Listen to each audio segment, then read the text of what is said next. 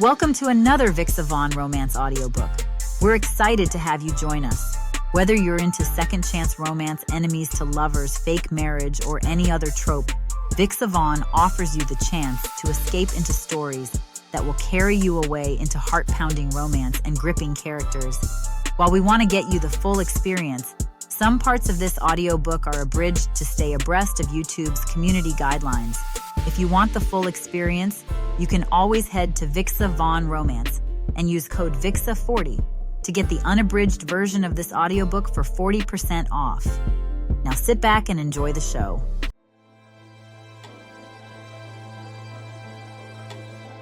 Chapter 1. Jemma. Jemma, wake up! Who's calling me? Someone's yelling my name from afar. My brain is still foggy from sleep, and it's taking me a while to distinguish if I'm awake or still dreaming. I'm still sleeping. Who would call for me this early? Can I not get a decent night's sleep? Jemma, come to my study. Jemma, now. I jolt. That sounds like Dad, and he sounds serious and wide awake. Dad? Is it really him? What on earth is he thinking calling for me this early? It's only 8 in the morning and my head's aching from a hangover over last night's indulgence. Hangovers suck. I like to drink, but I hate the morning after.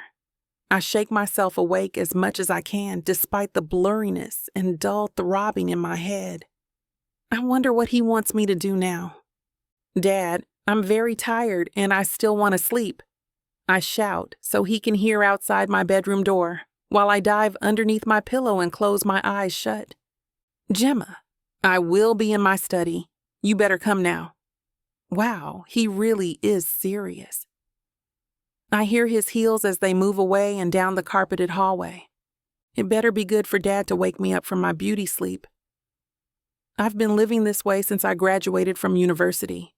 So far, Dad's been letting me do whatever I want. Parties, shopping. Some envious gossip rags have called me a spoiled brat. And so what if I am? What matters is my dad lets me do whatever I want. I may not be working, but why should I? I have a hefty allowance from Dad. It's more than any salary I could earn as a first-time employee. So, yeah, I'm bougé and spoiled, but given the choice, you're telling me you're not going to pick money? Besides, our business is doing well. I'm the daughter of Cole Grey, the CEO of Grey Homes and Estates, one of the biggest real estate companies in New York. I know Dad was hoping I'd take over the reins after I graduate, but the sad truth is, I'm not interested. I'm not a real estate kind of girl. Let's be honest, I'm not a working kind of girl, period. I'm a party girl. Yeah. But seriously, I think I'm too beautiful to work.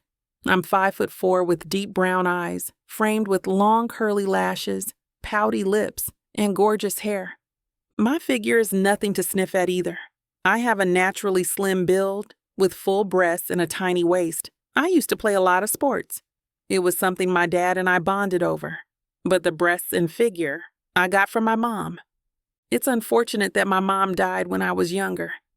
It would have been great growing up with a mom, but I'm lucky Dad never remarried. I don't think I'd have stood it if he had, and she turned out to be one of those wicked stepmothers. She and I would have definitely clashed. I'm feisty and stubborn. Dad always used to say he liked that about me, but if I had a stepmom, it could have been a whole different story. I always wished I could have the same romantic story like Dad and Mom. I want to find a love like theirs. But of course, I keep these wishes to myself. My dad is a rare gem. It would be difficult to find a man like my father in this day and age. There's nobody like him. I'd better go and see what he wants. Still clad in my pajamas, I trudge to his office, not even bothering to knock. Dad doesn't like that. He reprimands me for it. Sorry, Daddy, but it's just me, your one and only daughter. I go to him and give him a hug. Don't you love me anymore, Daddy? Lips pouting and eyes looking up at him, I bat my eyelashes at him like a puppy. Oh, Jemma. He can't help but laugh at my antics. He can't help himself, I told you. He loves me too much. This always happens.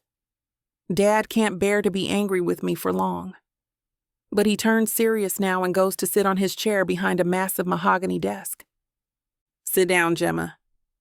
Uh-oh, this must be important. He sounds so stern. I can't help but frown. Okay, Dad. I meekly take a seat on the chair he indicated. Jemma, you need to grow up. What? What do you mean? Am I not grown up? I just finished college. It was a few months ago, but still. I almost fall off my chair. What I mean is, you need to start becoming more serious with your life. I'm cutting off your allowance. He states it so solemnly, so matter-of-factly. What happened to the dad who catered to my every whim? I'm shocked beyond belief. What's wrong, Dad? Is our company going under? No, of course not. I just want you to learn to fend for yourself. You need to start working. Put your degree to use. But I can't possibly work. I don't know how. That's not for me, Dad. I protest vehemently. I have to stop this insane idea once and for all. My dad doesn't pay any attention to my entreaties. Instead, he continues. There's one more thing. I'm going to introduce you tomorrow to someone. A man, your fiancé. What the hell? My eyes are wide, and my eyeballs are almost popping out. Is this for real? Maybe I'm still dreaming? I'm so angry right now I could scream. I can't believe my usually indulgent dad is cutting off my allowance and forcing me to get married. I don't like it when I'm pushed to do something I don't like. And I think, despite even my own warped opinions on things, I'm right in saying that this is way, way crazy. Dad, don't joke like that. I admonish him, laughing sarcastically. Jemma, it's no joke. I'm serious. But Dad, why? I'm so flustered and freaked out. My blood has rushed up to my face. I want to scream, but I know it won't work this time. He glares at me, but I'm seething, and my fists are clenched on my sides. I try to calm myself with deep breaths, doing my best to let go of my anger. Why now? Why are you doing this to me? You are so mean. I immediately stand up to glower at Dad. Listen to me. If you work hard, you will be successful too. I don't care. I storm out of his study, slamming the door hard behind me. Jemma, come back here. This is your future we're talking about. Exactly. I run back up to my room, slump face down onto the bed, and scream into my pillow. It's supposed to be my life. Chapter 2. Gavin. New York, under the night sky, is a wonderful sight. All the skyscrapers come alive at this hour, and it's a privilege to see it from my office building. Not everyone can have this kind of vantage point. Sighing, I look out the window of my office. I still have some stuff left to review in preparation for tomorrow's grind. I usually take time to unwind after a workday, but tonight I prefer to stay here for a while and mull over what Cole Gray requested from me. Cole, you are unbelievable, giving your daughter away. He had asked me to do this for him as a friend years ago, but I'm still unsure about it. His daughter's way too young for me, for one. 12 years younger to be exact. I've never bothered with such young women. I prefer them mature and with some experience. Young girls tend to be clingy. While mature ones, well, they understand there's no commitment necessary for both of us to have a great time. Secondly, this girl just graduated from college, and worst, from what I hear, she's a spoiled brat. I massage my head. Why is this giving me a headache? I reach for a glass of the wine I always keep handy at the office for occasions like this. I take a sip, thinking, why the hell did I agree to such a proposition years ago? It was supposed to be a joke, but apparently the old man took it very much to heart. We had been drinking, celebrating my success. Cole, you've been like a father to me, and I owe my success to you. Congratulations, I knew you could do it. He lifted his glass, beaming with pride. I'm rich now, I can have any woman I want. I had boasted then. Yes, you can even have my daughter for your wife. Wait till she graduates from college. You're joking, right? I'm serious, he had insisted with a laugh. I remember laughing right along with him, and we drank the rest of the night away. Of course, I can't refuse because I owe every bit of my success to Cole Grey.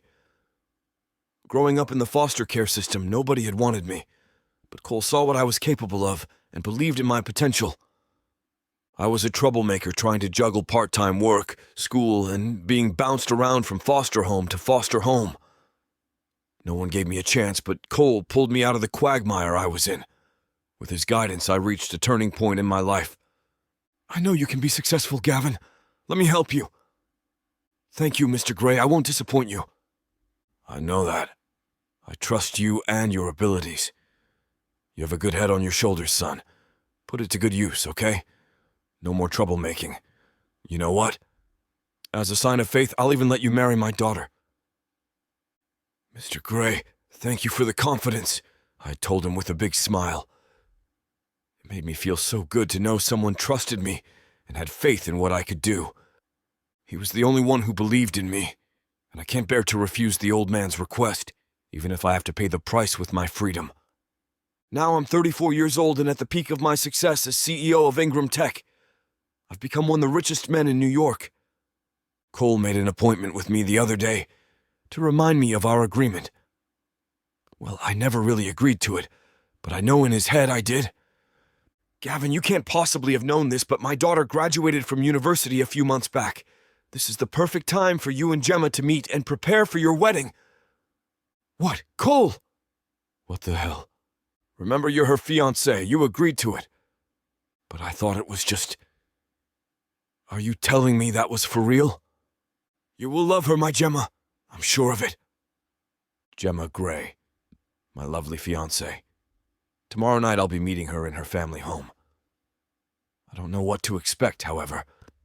I've heard a lot of things about her. Mostly that she's one spoiled miss and is used to the high life. She doesn't know a thing about the world. How did a nice man like Cole raise a spoiled little princess like her? The man is a lion in his field. But I guess lions never eat their own cubs. I admire the way Cole stood at the helm of his business as it came to greatness. He's ruthless when it comes to his company, and he never accepts no for an answer. That was how he trained me, and it's what brought me here. How will we become life partners when I value hard work and I've had to be smart and gutsy all my life? When it comes to business, I'm quite serious. I dislike not working. How will I treat this girl then? Will she be capable of understanding and supporting me? She's so young and pampered. I don't believe I have any experience with a young girl like her.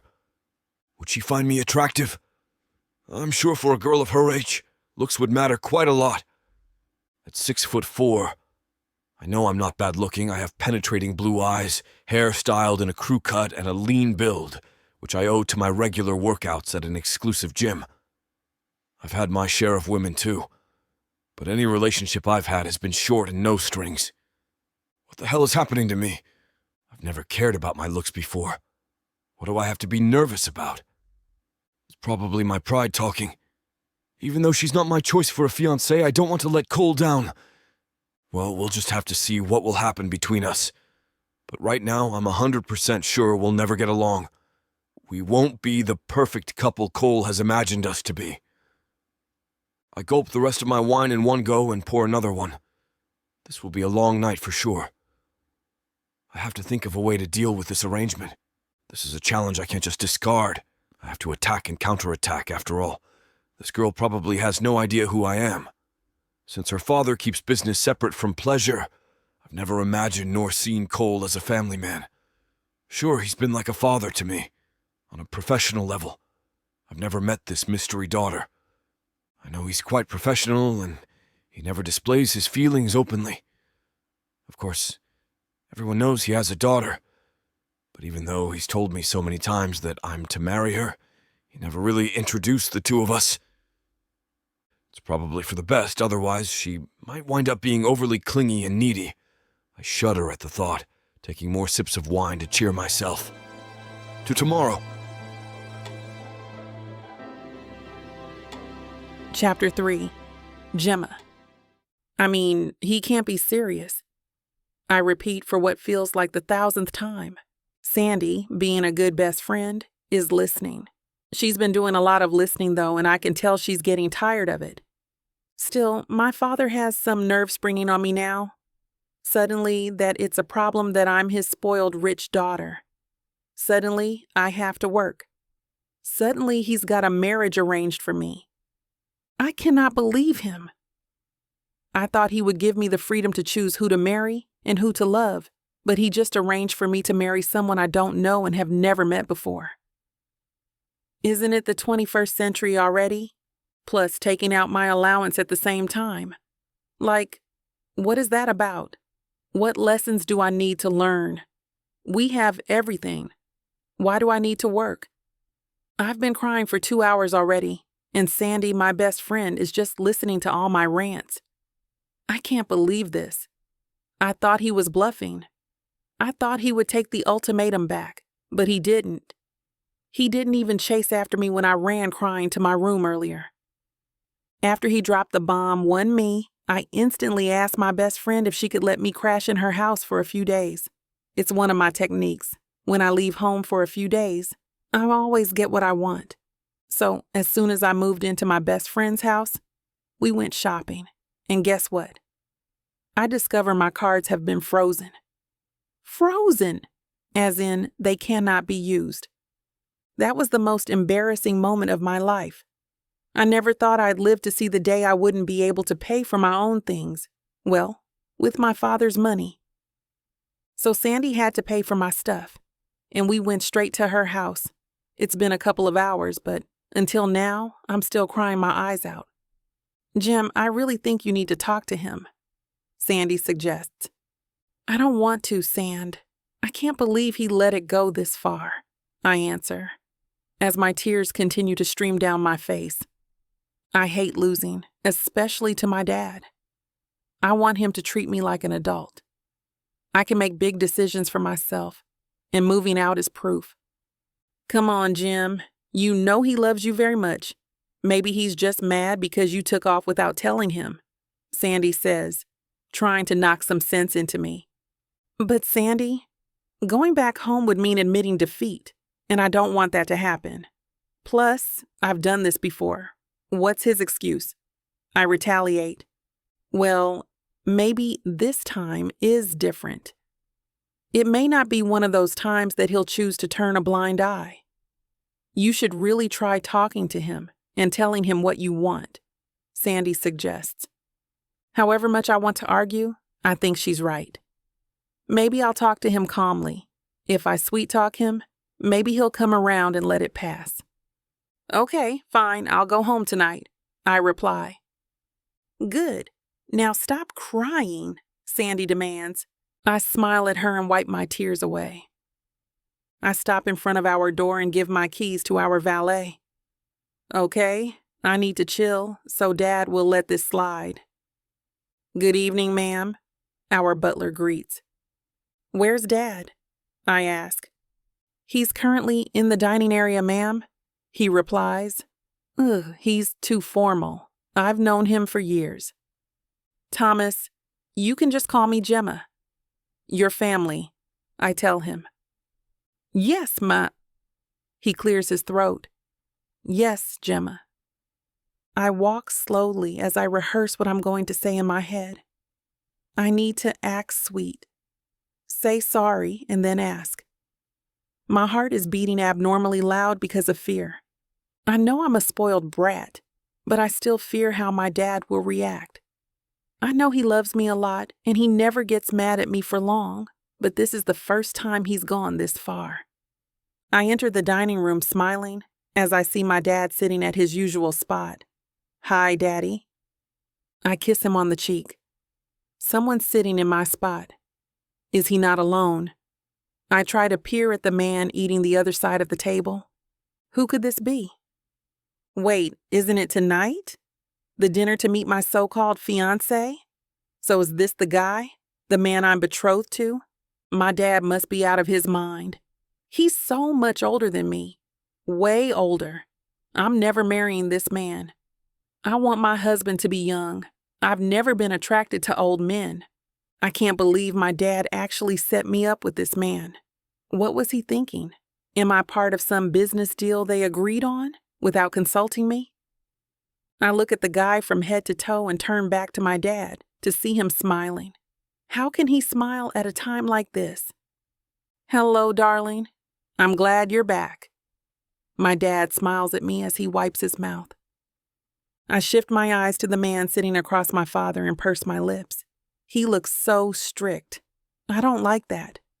I can't stop questioning my father's love for me as I look at this guy. If Mom was here, this would have never happened. Dad, how could you? I ask him silently.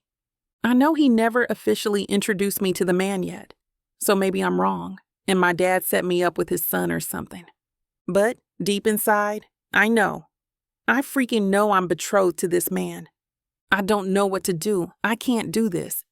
My dad must have really lost his mind. Entrusting my whole life to this man. He's old. I mean, he doesn't look old, but he didn't just graduate from college. He's like a super grown man. I don't want to think about that, though. I can't believe you, I shout at my father. Chapter 4. Gavin. So, this is her, my soon-to-be wife. When she walked inside the dining room and kissed Cole, I knew for a fact she's trying to manipulate him into getting what she wants. I can see the panic in her eyes the moment she laid her eyes on me. I don't want to marry this girl. She definitely does not meet my standards. My wife should be mature and hardworking. I don't want them wily and spoiled. She looks at me from head to toe with pure disgust in her face. She isn't hard on the eyes at all. She's utterly gorgeous. But that's not the point. Tesk, I don't agree to this arrangement as much as you do. I sigh and wipe my mouth as I take a last bite. I can hear her mutter some things to her father, perhaps hoping to dissuade him from this arrangement. I already tried that, kiddo. Good luck. I feel so hopeless. Why am I even in this situation? I know I owe Cole my life and my career, but why is he hell-bent on marrying off his daughter? I know he might be worried no one will marry her without coercion, but why all of a sudden? Are you worried about something, Cole? I look at the old man in confusion as he meets his daughter's angry eyes. He sighs and stands up. I immediately stand up to show respect. Gavin? He looks at me and gestures for me to walk toward him. I put down my napkin on the table and walk toward him with aplomb as I look between Cole's daughter and him. I stop on Cole's right side while his daughter remains on his left. I smile at both of them, but only he smiles in return. I can't help but notice that this girl's witchy attitude and her disgust for me is overwhelming. I honestly don't care what she thinks, but she has to change. I'm not doing this because I want her. I'm doing this because her father asked me to, and I can't say no. He saved my life and taught me everything I know. I owe him everything. She looks terrified as her father holds her hand tenderly and looks at me. I brace myself because I need to be polite and patient with her. I already anticipated that tonight will be a long one for all of us. Gavin, this is my daughter, Jemma Grey. Cole steps out of our way and gives us time to greet each other. I smile as I politely reach my hand out to her. Hello, Jemma. I'm Gavin Ingram, the CEO of the Ingram Tech Company. My hand is still outstretched as I wait for her to shake it, but to no avail. She just rolls her eyes. I withdraw my hand and patiently calm myself. She's really a spoiled brat with no manners. How come Cole let this uncultured brat roam around? I let out a small chuckle as I assure Cole I'm not offended. Cole looks at her daughter with his eyebrows furrowed. Jemma, how can you be so rude? Cole reprimands. How can you be such a pushover? She answers. Cole starts massaging his temple, obviously doing his best to keep his temper in check. Ugh, she's so rude. Dad, please, I don't want to marry him. He's too old for me, she shouts. I step back so I don't disturb their discussion. She is really something. She's on another level. She even dares to shout at her father in front of another person. Someone she doesn't even know. No, Jemma! You will marry him, and that's final, Cole shouts in response. I will never marry him! Her hands are clenched into fists. She looks like the spoiled little rich girl that she is, defiant, and about 3 years old. Gavin is a good man. I practically raised him, and he is the only person I would trust to take care of you. He can also teach you something I failed to teach you, Cole continues as he takes his seat again. Many things I failed to teach you. I don't need lessons, and if you're worried about me not working, then I'm going to work my tail off. Just stop making my own goddamn decisions for me, she yells again. I want to stop her because this is not healthy for Cole. I know he loves her very much and he can't bear to hurt her. But it's not my place. This is their business. It should be just between them. You can't change my mind, Cole informs her in a calm voice. I am so sick of this. You claim you love me, but you're here shipping me off to some random douche. How can you do this to me? She asks. I'm your daughter. You don't have a choice, Jemma Grey. You're marrying Gavin, period. She raises her hands in a gesture of exasperation before she shakes her head. I can't believe you. I'm out of here. She storms out like a kid who got scolded and asked to go to her room. I walk back to my seat and slowly sit down as I look at Cole with concern. It's really hard to argue with someone you love. It's draining. Cole glances at me and says apologetically, I'm sorry you had to witness that. It's fine, I assure him. We continue eating, and I can't help but wonder why he pushed her like that and even why he's doing this. I know he got the idea for this a long time ago, but what's the rush? Cole, if I may ask, why are you doing this?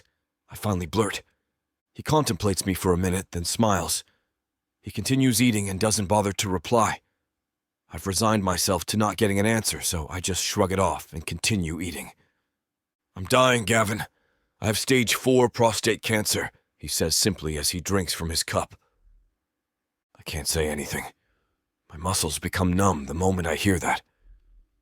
It's like ice has been poured over my veins.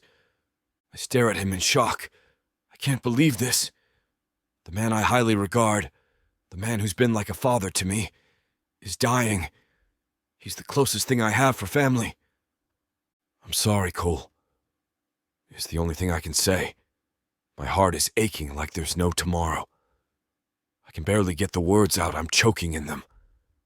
You're the only one I can trust to take care of her. I love her more than anything, and I know you'll be there for her.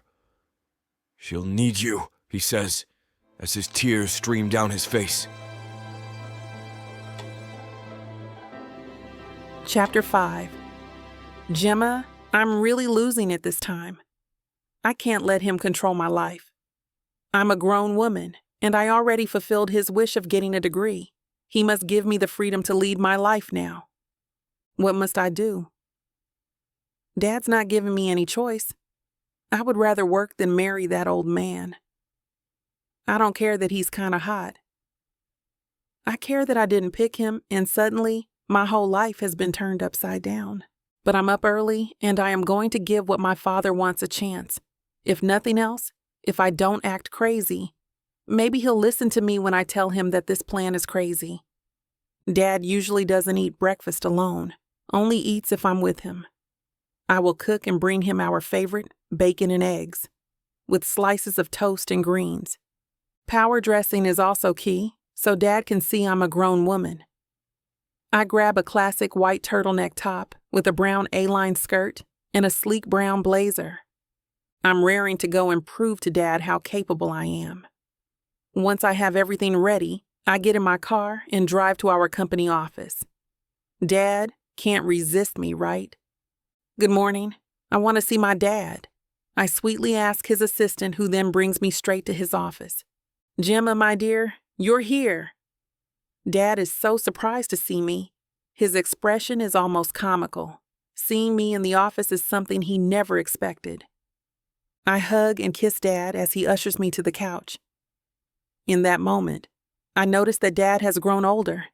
He has more silver hair in his temples and quite a bit more frown lines in his face. But he's still the handsomest man I know. I brought breakfast for both of us. I immediately open the breakfast I packed and place it gingerly on the center table. I can see he's happy and touched by my gesture. My dear, you surprise me. First, because you are here in my office, and second, because of this beautiful breakfast. How thoughtful of you. Yes. First score. Thank you, Dad. I'm a very thoughtful daughter, you know. I give him a little wink, and smiling, we begin eating our food. Seeing him gobble the food quickly, I think he must miss our togetherness. It touches my heart. I've never really seen Dad as the vulnerable type. He's always a man of action. That's why I've become so dependent, bratty, and stubborn like him, feisty, and a bit rebellious too, sometimes. And that's why I'm here. Because I am like him. I can't let him rule my life. Dad, I'm so sorry for my behavior and for what I did last night. I know I've disappointed you. I drop my head to let him see how sincere I am, sniffle a bit, and even add a little whimper. This trick works every time. I love you, Jemma, but I can't pamper you my whole life. I'm old. I have to toughen you up before it's too late. Dad puts his arm around me for comfort. I know, Dad. That's why I came to tell you I'm willing to work. I'll work very hard for you. I look up to him, showing my sheepish expression. Jemma, Jemma. It's working. Yes. Every time he uses my name only, I know he's about to give in to me. But Dad, you have to let me decide who I'm going to marry. I tell him this gently but emphatically. Well, let's see after you go to work. Sighing, he massages his furrowed brows as if a headache is brewing. You'll be working at a friend's company? He continues. What? That piece of news catches me off guard, and my real reaction comes out. I smile and hold back any of my comments. Okay, Daddy. You have to live independently. You can't do that if you work here. You'll still feel privileged and pampered. He turns and walks toward his desk, sits down, and looks at me. But this will be a good fit. I realize he has a point. If I'm so determined to prove how adult I am, I have to take this seriously. This is a turning point in my life. I'm beautiful, I know that. I'm smart too. If I'm feisty in my personal life, I can be that at work too. Okay, Dad, I will do exactly what you want. I tell him solemnly. Maybe it really is time to fly the coop and try it out on my own. I believe you can do this, Jemma. I have faith in you. He smiles. The driver will take you to your new place of employment. Thank you, Dad. I love you. I hug him and kiss his head. I've got to go, Dad, so I can prepare for work. Take care, Jemma. I have high hopes for you. Yes, Dad. I swear I will live up to his faith in me. Chapter 6. Gavin. Here's your coffee, sir. Thank you. I take a sip without looking up, curious about the files on my table. New documents? Yes, sir, please check. That's the background of your new assistant recommended by Mr. Cole Gray. As my senior assistant leaves, I check the files. What assistant is she talking about? What the hell? I can't believe my eyes. My new assistant is Jemma? I keep staring at the file in front of me and I can feel the onset of a migraine. I take a deep breath and open the file to check her profile. My lips purse and my eyes grow wide as I peruse the contents. Quite an achievement. Although she's a spoiled brat, her grades are outstanding. The old man really does play his cards well. What does he expect? He's still hopeful his daughter and I will get married eventually. She even considers me an old man. Am I really that old? Or she's just too young, naive, and a brat? Keeping an eye on her could prove to be very challenging. Cole rarely asks me for a favor, and though this may be the biggest one of all, I'm not going to refuse. Tomorrow, she'll start working for me. I'll let my senior assistant handle her training. Let's see if she'll even survive her first day. I think I'm going to enjoy this. I call my assistant over. Yes, sir, anything? Yes, the new assistant is coming over tomorrow.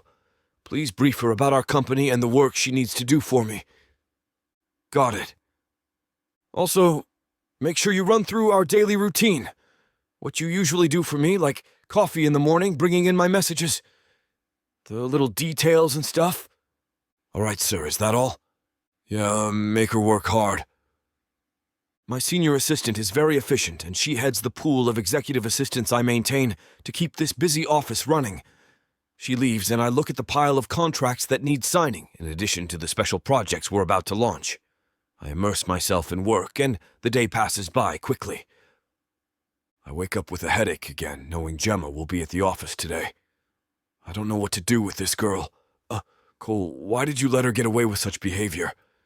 She's not a credit to you at all. If I'm to marry her, I don't know what my days will be like. Could be hell.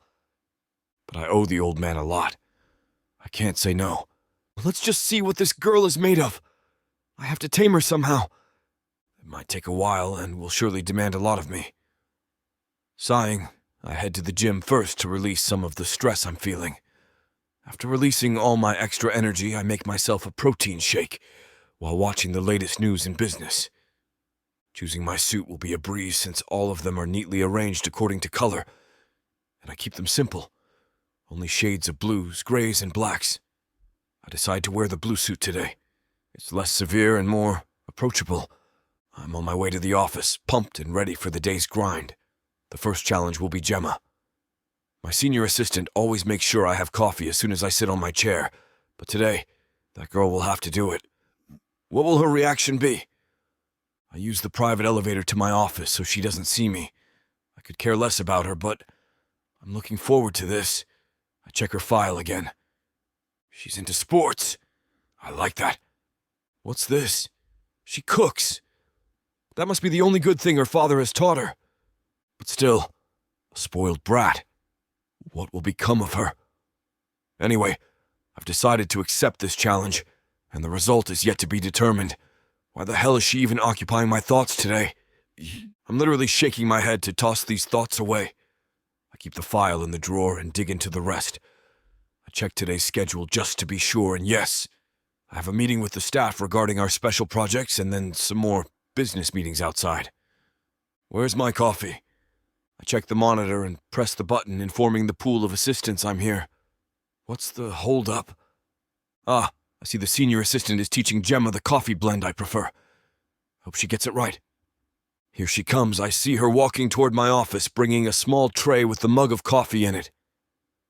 I'll make myself look busy, shuffling the stacks of paperwork on my desk. She is pretty, I have to admit. She's wearing a black dress that gives her an aura of sophistication along with a hint of maturity. Her gorgeous hair is bouncing as she walks and accentuate her perfect face.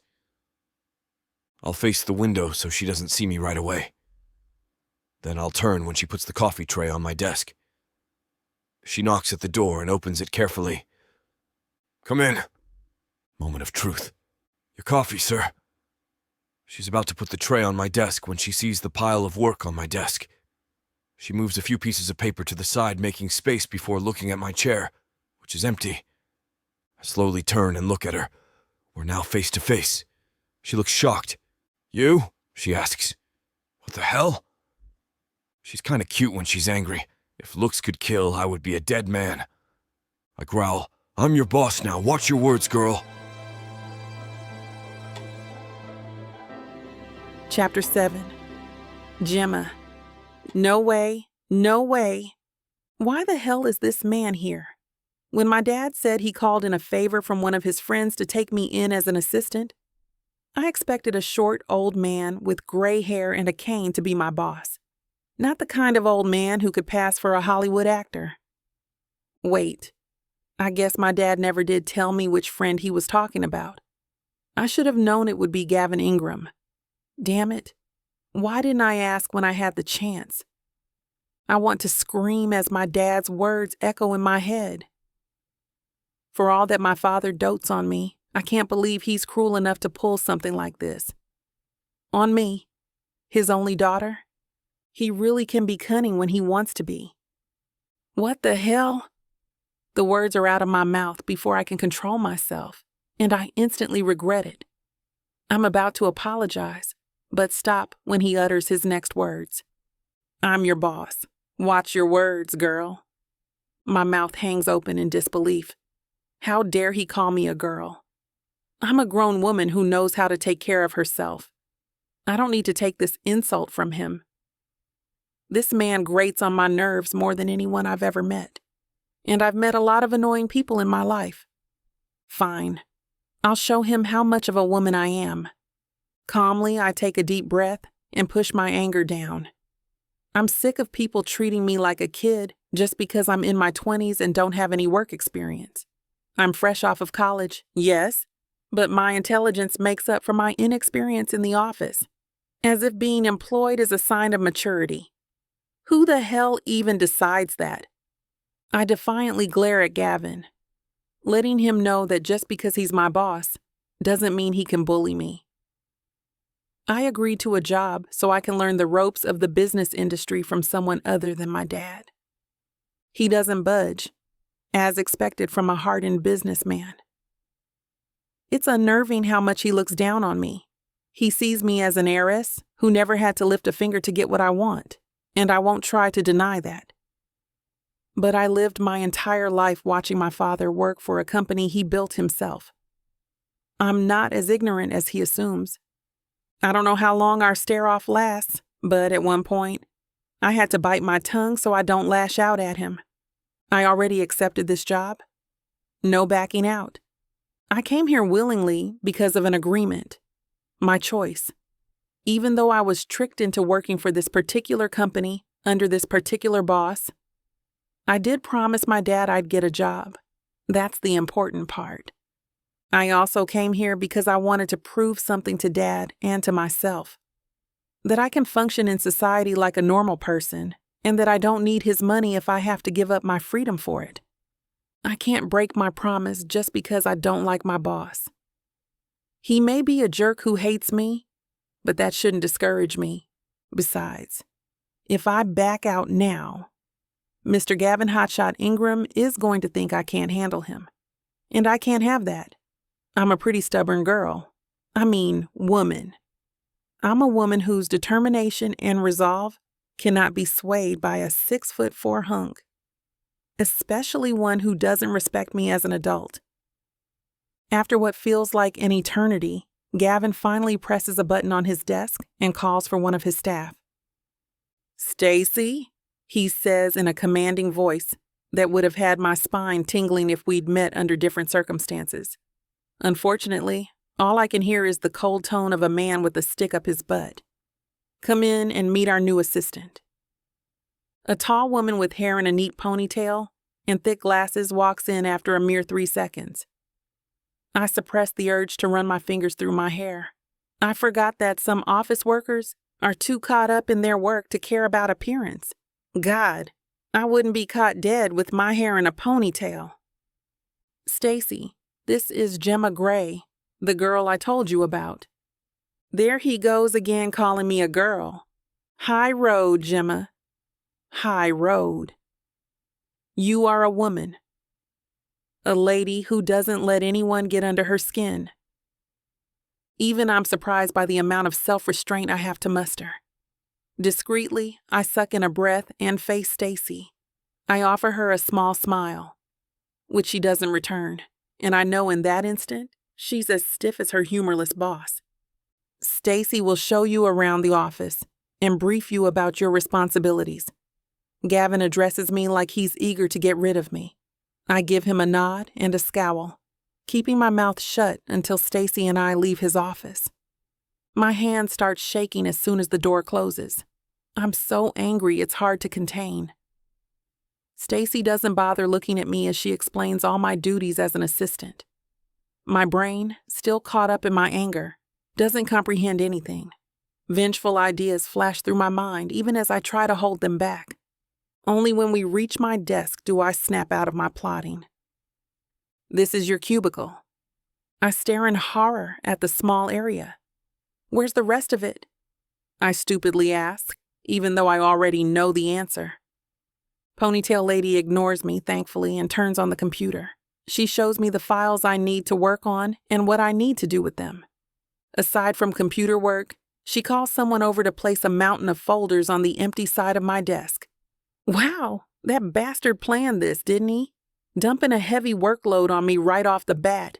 He thinks I can't handle it. Bring it on, Gavin Ingram. I don't care if you're my boss or my dad's friend. I'll prove you wrong. Chapter 8. Gavin. I watched Jemma leave the room indignantly. I don't have time to deal with her petulance. The other assistants will pound that out of her. I chuckle to myself, thinking about how her seniors are going to make her work harder than she ever had in her life. Miss Nora is the oldest and toughest officer in our assistant's office. She may not be the head assistant now, but all new assistants are trained by her. It would be hard for Jemma, but she desperately needs to learn how the world works. Not everything's going to be handed to her on a silver platter. Some things she needs to shed tears, sweat, and blood for. Let's see how you handle this, little girl. Jemma enters my office a few hours later, noticeably tired and irritable. What does she think she's doing glaring at me? I shake my head. Has she learned nothing from the assistant's office? I'll need to talk to them again. What is it? She asks. My eyebrow arches in response. I look up to her and note that she's at least carrying a pen and a notebook. Raking my eyes up and down her body, I notice she's shifting her weight from one foot to the other. A nervous tic? No, she's probably tired. This amount of work and she's reaching her limit already. Talk about a spoiled brat. Didn't Nora teach you anything? I reply, standing up, hands in my pockets. I round the office table and start walking toward her. Jemma takes a step back. What? I keep walking and she keeps backing up toward the wall. Little Jemma has nowhere left to run now. Invading her space, Jemma has to tilt her head far back to meet my eyes. She's brave, I'll give her that. But being brave doesn't mean anything if she can't back it up with her actions. I'm your boss. Here, you address me as sir. Her eyes widen for a split second before going back to glaring. What's with that reaction? I brush it off. I'll ponder it some more later. You are not a guest here. You will follow the instructions given to you by your superiors, and you will do so gracefully. Her glare deepens, if that's even possible. Go ahead, little Jemma. It just makes me want to play with you more. You will work with me and several other employees with higher positions than you. You will show them respect. This is the real world, young miss.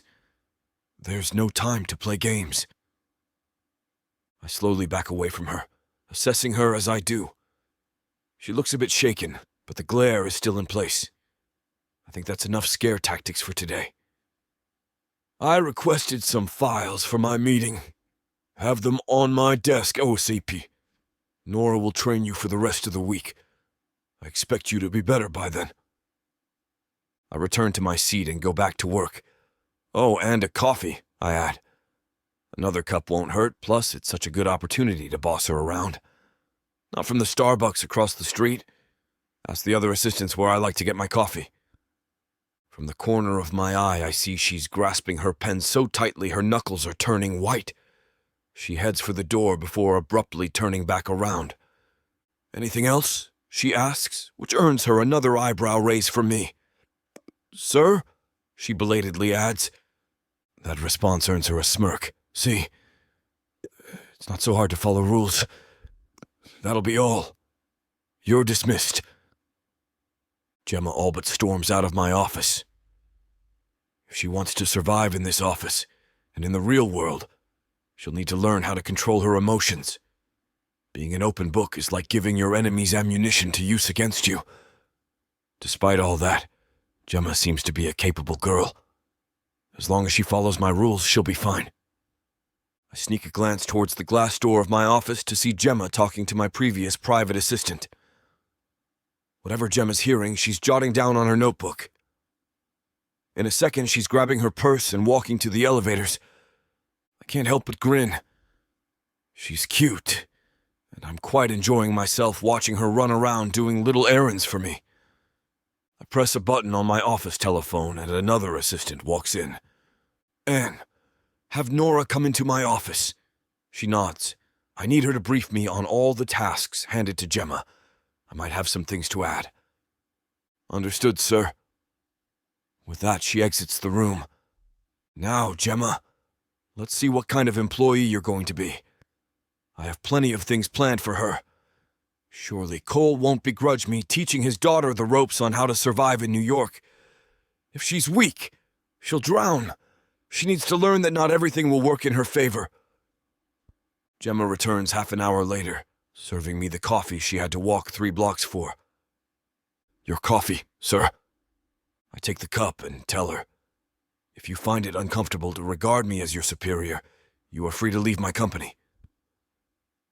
That statement seems to take her by surprise and she doesn't speak. "I won't stop you. Besides, I don't think a girl like you belongs here anyway."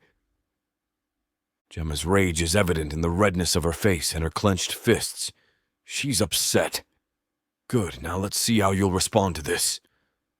I prepare myself for an outburst, but I'm surprised to see her calm herself down.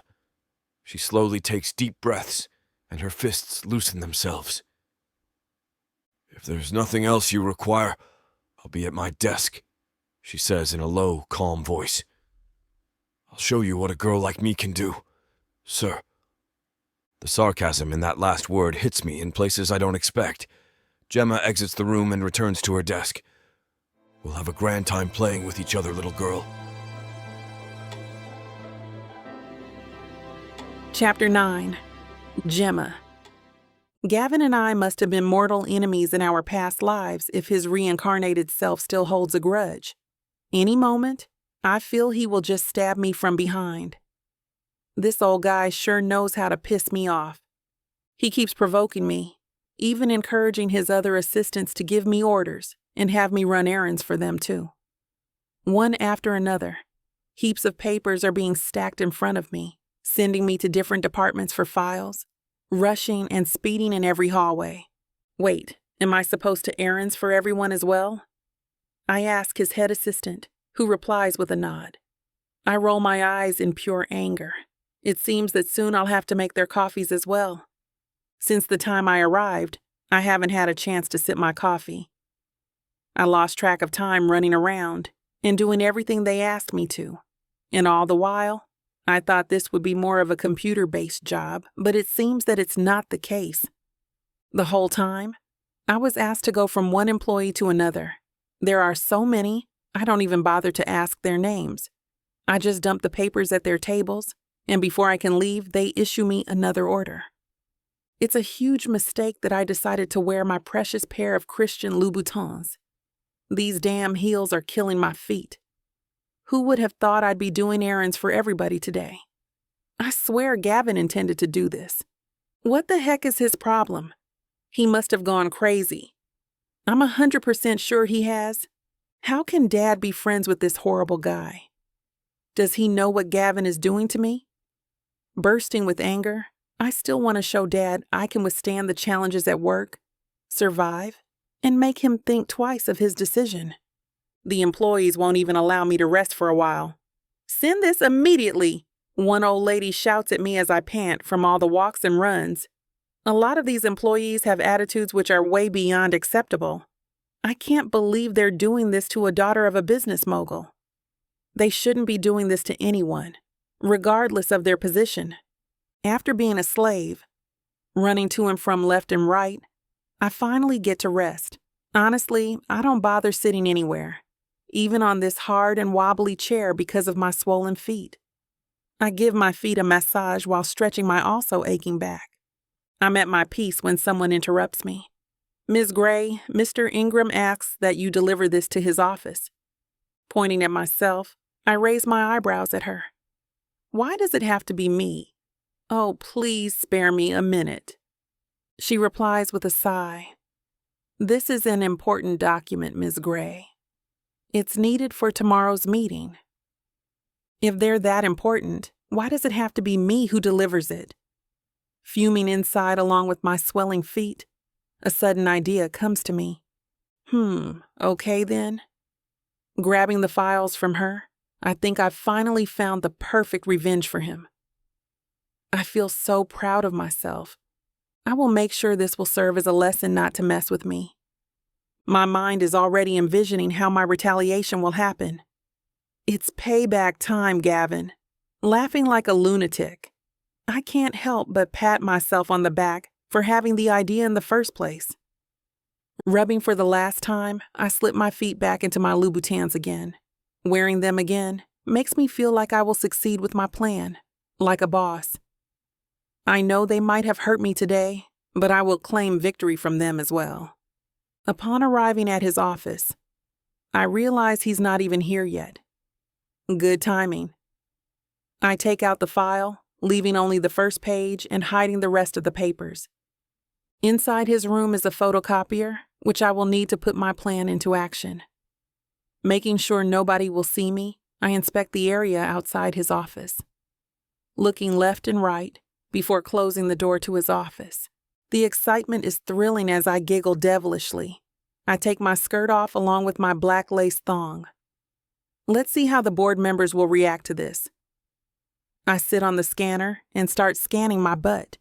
How many copies should I make? This is fun. As long as I get my sweet revenge, I don't even care if he fires me. If he does, I will make sure I will wear this great pair of Louboutins proudly. We have been through hell together, and I will carry them on to my success. Making sure the scanner is getting the best angle of my juicy behind, I shift myself in a different position. Should I make 100 copies of it? In case he might want to take some home. I can't help but giggle at the idea. I want to see everyone's faces when they all open the files. Will this be the end of his empire? I feel a twinge of conscience. Surely Ingram Tech won't fall just because of a photo of a butt in a document. Am I thinking too much? Such a thing might not happen. But will a scandal ensue? Oh my God. Will my butt be printed in the newspapers too? While busy pondering the potential consequences of my revenge, surprise. Gavin walks in, staring directly at me with a huge expression of shock in his face. The horror grows even more as he spots me sitting at the scanner, while it continues to light up, scanning continuously. He surprised me so much by walking in at that particular moment. My hands slip from the scanner, resulting in a loud thump. Falling flat and with my face on the floor, my butt is raised high and a bunch of photocopies fly everywhere. Chapter 10. Gavin, I hope she delivered the files already. I hurry to my office with a sandwich in one hand and iced coffee in the other. Still skeptical, I try to put more pressure on her. While she's still working for my company, she's obliged to do what I ask her to. Asking my assistant to give her such orders, she should know by now that she cannot lead everyone by the nose. The spoiled brat needs to grow. Approaching my office, I hear my photocopy machine working. I clearly remember telling everyone to keep out of my office unless all the copiers in the building are broken. And even then, they must leave immediately after they're done. I move my ear closer to the door, trying to figure out who evaded my office at this time. The photocopy machine continues to operate, and it seems like it is printing a lot. Who could be the employee who seems to forget that aside from evading inside my office without permission, I clearly instruct them to avoid using too much paper? Walking slowly and quietly, I open the door and catch Jemma sitting on top of my scanner. Wait, what the hell is she doing? Is she printing her butt? Yes, she's sitting on top of my photocopy machine, grinning while looking at the printed copies. She sure looks proud of her silly game. My printer continues to print non-stop. My eyes are fixed on her. I become even more surprised upon seeing her skirt on the floor along with a pair of black thong. What the actual hell is this? I can only sense disaster from whatever she is doing. As soon as our eyes find one another, she slips and falls flat on the floor. Her face falls first while her bare butt is raised high. A few seconds of silence, and I can't help but burst into laughter. For some time, her face remains plunged at the floor. Too bad I caught you, right? Wiping the tears from too much laughter, I stare at her butt. I try to look away. No, Gavin, control yourself. But I have a great view, and that behind deserves a good slap. Shoving away the dirty thoughts, I keep my composure. I shouldn't allow myself to be distracted. Along with her embarrassing fall, it's still raining butt all over my office. The printed ones, I mean. The copies are flying everywhere, and the photocopier continues to print even more of them. It keeps spewing copies while I hurry to the machine to turn it off. There are endless printouts of her juicy bottom everywhere, so I ask her to give me a hand picking all of them. What in the world was she thinking? Excuse me, Jemma. Can you please get off your behind and help me clean my office? I distract myself from staring too much at her perfect peach-shaped behind as I get the papers one by one. While picking them up, I can't help but notice how gorgeous she is. With all my might, I try to look away, but I can't help it. Undeniably, it's the most attractive behind I've ever seen. Having a petite body, who would have thought she'd have such a full bottom? What is going on here, Jemma? You better give me a good explanation for this mess. Although her behind is incredible, she still needs to explain herself to me. Jemma looks embarrassed, unable to make eye contact with me. Messing up my office, operating my equipment without any permission, and you know what? I think you broke it, I quip. And the worst part is, it looks like you took your damn sweet time inside my office. No one is allowed in here for more than 5 minutes. I unleash my barely restrained anger. My office is my private space, and no one is allowed to evade it. Well, as for your punishment, I continue, I'll have to think about it. I'll make sure you learn your lessons very well. Wait. Me? Punishment? She retaliates while raising her eyebrows. Yes, and I'll have to report this to your father, I threaten. Her face suddenly clouds when she hears that. I'm sorry, Gavin, I mean Mr. Ingram. You don't have to tell my dad, you know. Her head is facing down and she doesn't look at me. See, you told the assistant I have to put this on your desk, and I was just doing what you asked, she tries to explain.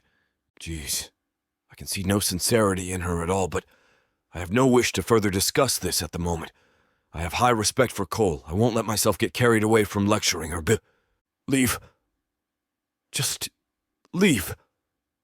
Furrowing my brows from disappointment, I point my finger at the door and motion for her to leave. This discussion is not going anywhere. This girl needs to be punished, and I must think of a good way to make her regret doing this stupid prank. Looking mortified, I can tell she's sweating all over. She slowly leaves the room, her head still down. It must be out of embarrassment for letting her plans go too far. Good thing I caught her before it's too late and these photocopies were circulated. I let out a heavy sigh. The frustrations I'm feeling from agreeing to Cole in the first place seems to confirm it's the wrong choice. But as soon as I calm down, visions of her behind linger again. I suddenly get the urge to give it a good slap. Again, I clear my mind away from this thinking. My God, Gavin, calm down! Chapter 11. Jemma. I mentally kick myself for being so stupid. I must be crazy for doing what I did earlier. I didn't even think about the consequences once he caught me copying my behind. That was so stupid, not to mention incredibly thoughtless Jemma. Until now, I still can't forget how shocked and disappointed he looked when he caught me.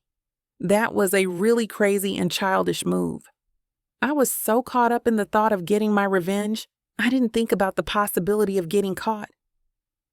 I sit at my table looking at my computer and cringing every time I remember what happened. Almost every minute, I check my watch to see if it's already time to go home. I can't wait for this day to be over. I want to drown my sorrows with a few drinks to forget about that embarrassing moment. Wait, did he see my behind too? I bet he did. It was displayed for a good few minutes.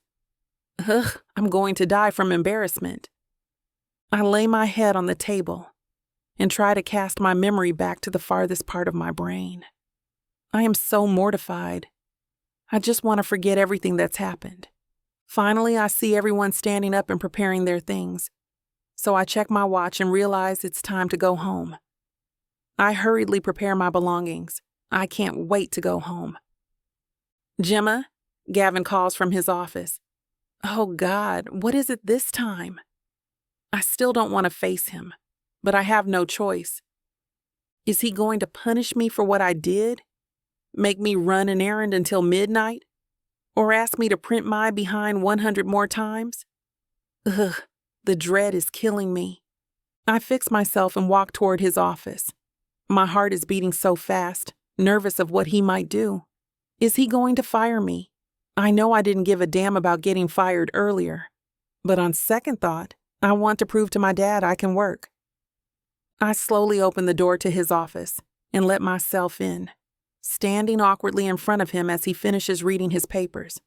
Finally, after a few minutes, he puts the paper to the side and looks at me. He adjusts his tie and stares at me assessingly. His eyes are piercing my soul.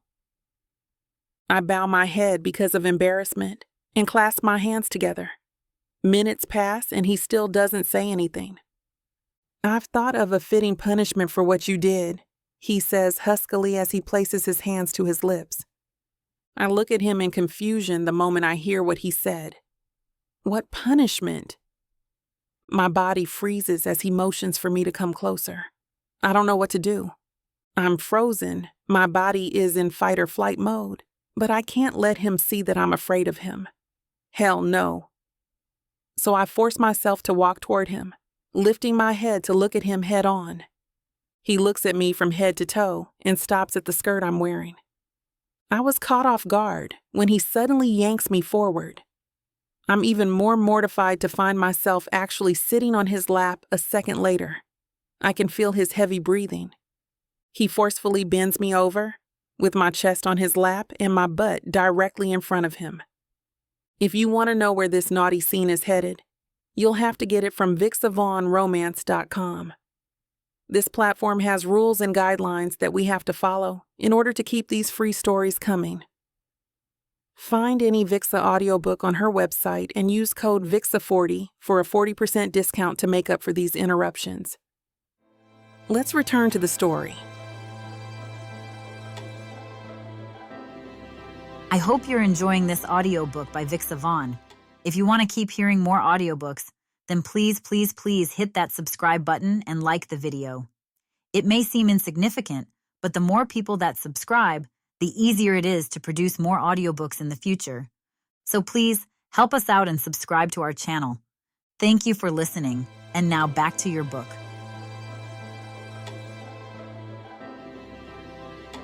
Chapter 12, Gavin. She thinks she's crazy because she printed her behind on my printer. Well, I'm crazier than you, Jemma. I look at her trying to wiggle her way out of my grip. I'm very confident she won't succeed because I'm stronger than her, not to mention more determined. I continue to spank her over and over again. My hand is numb because of the force I'm exerting, but I ignore it. I want her to learn her lesson and to stop her witchy attitude because that's what her father wants me to do.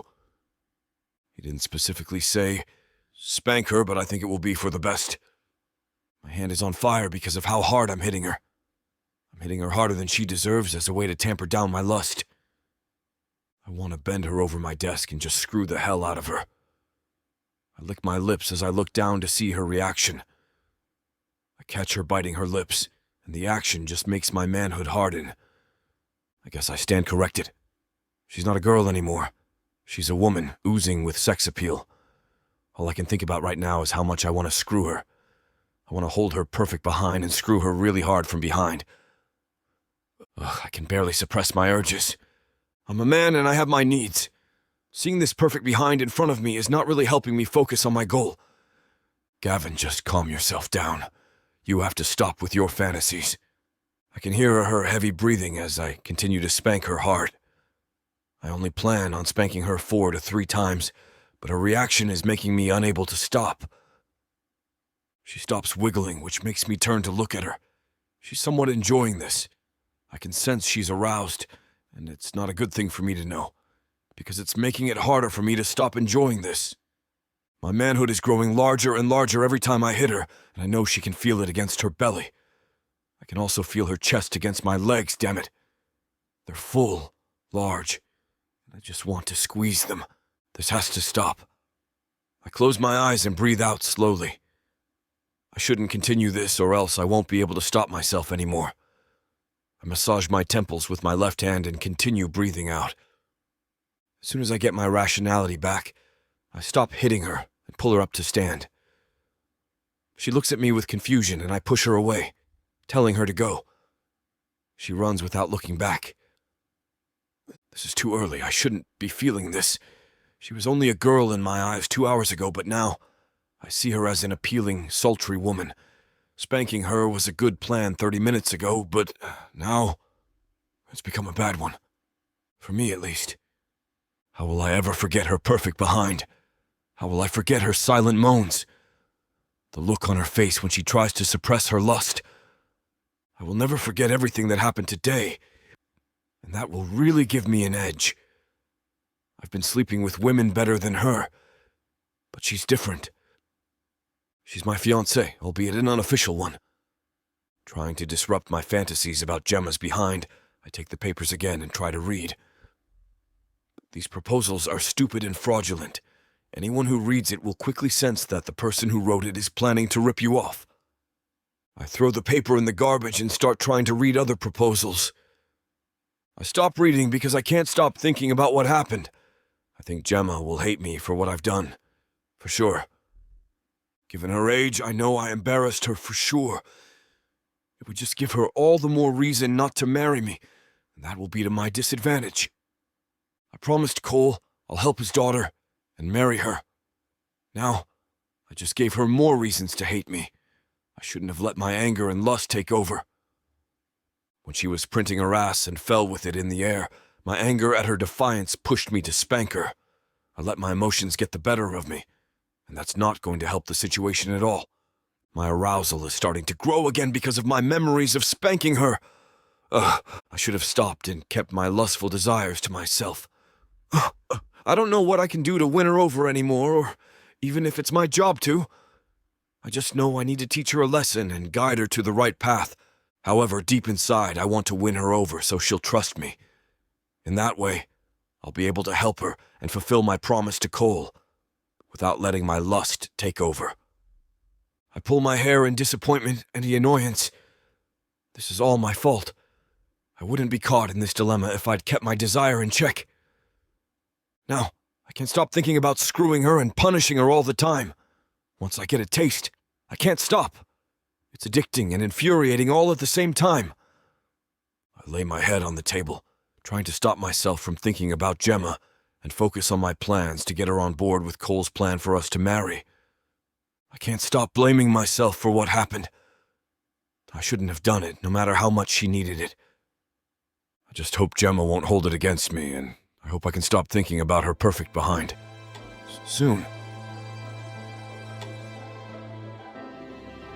Chapter 13. Jemma. It's been a week since the spanking, and the incident still makes my hair stand on end. I can't stop thinking about it. My heart thumps every time I remember his hand hitting me.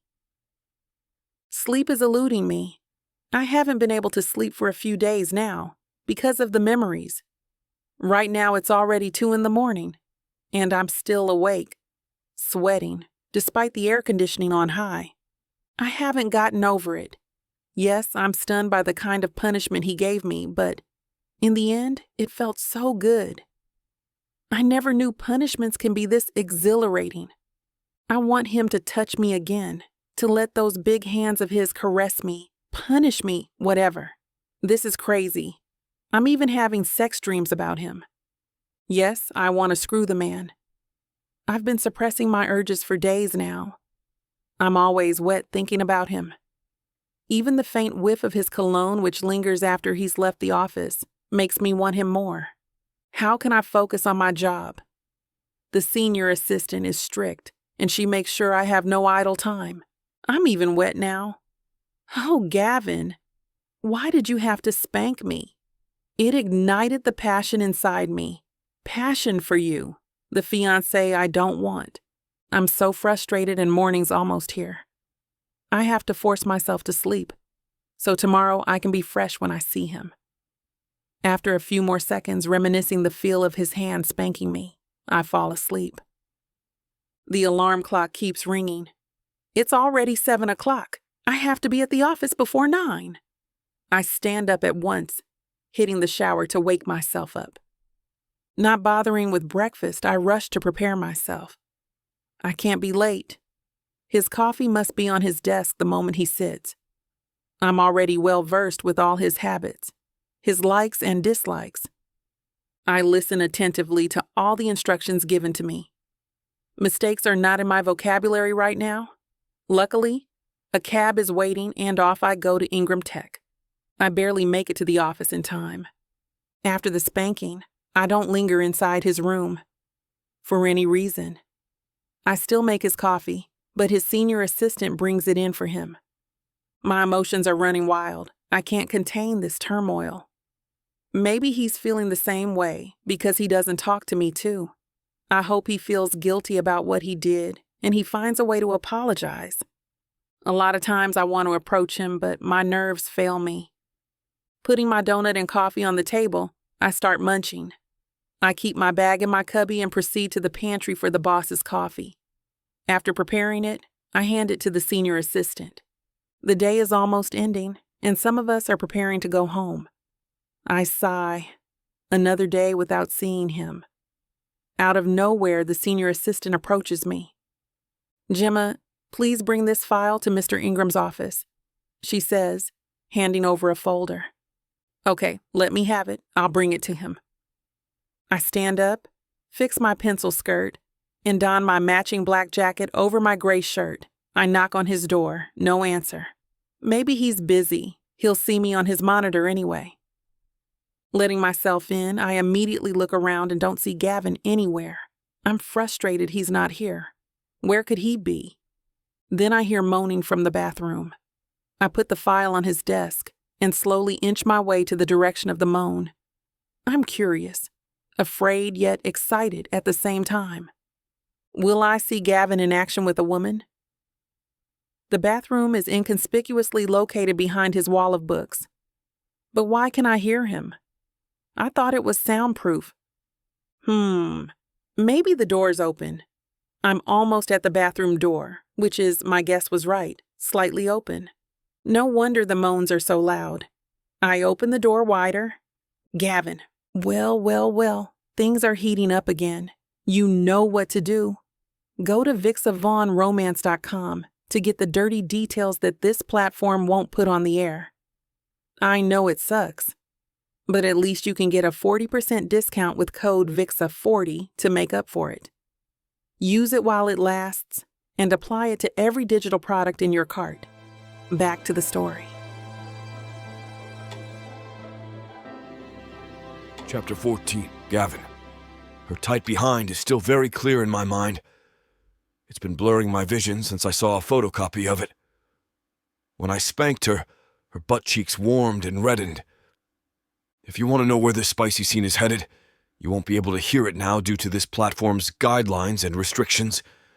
But we want to make it up to you by offering the unabridged version of any Vixa audiobook, including this one, for 40% off. All you need to do is go to VixaVaughnRomance.com and use code VIXA40 at checkout. Are you enjoying the story so far? Let's get back into it. Chapter 15. Jemma. I hate to burst your bubble when things are just getting started, but this platform won't allow us to air the steamy content coming up in this chapter. If you want us to keep bringing you free audiobooks, we have to abide by their rules. Luckily for you, the unabridged version of every Vixa Vaughn audiobook is available at VixaVaughnRomance.com, and with promo code VIXA40, you can get 40% off any digital product.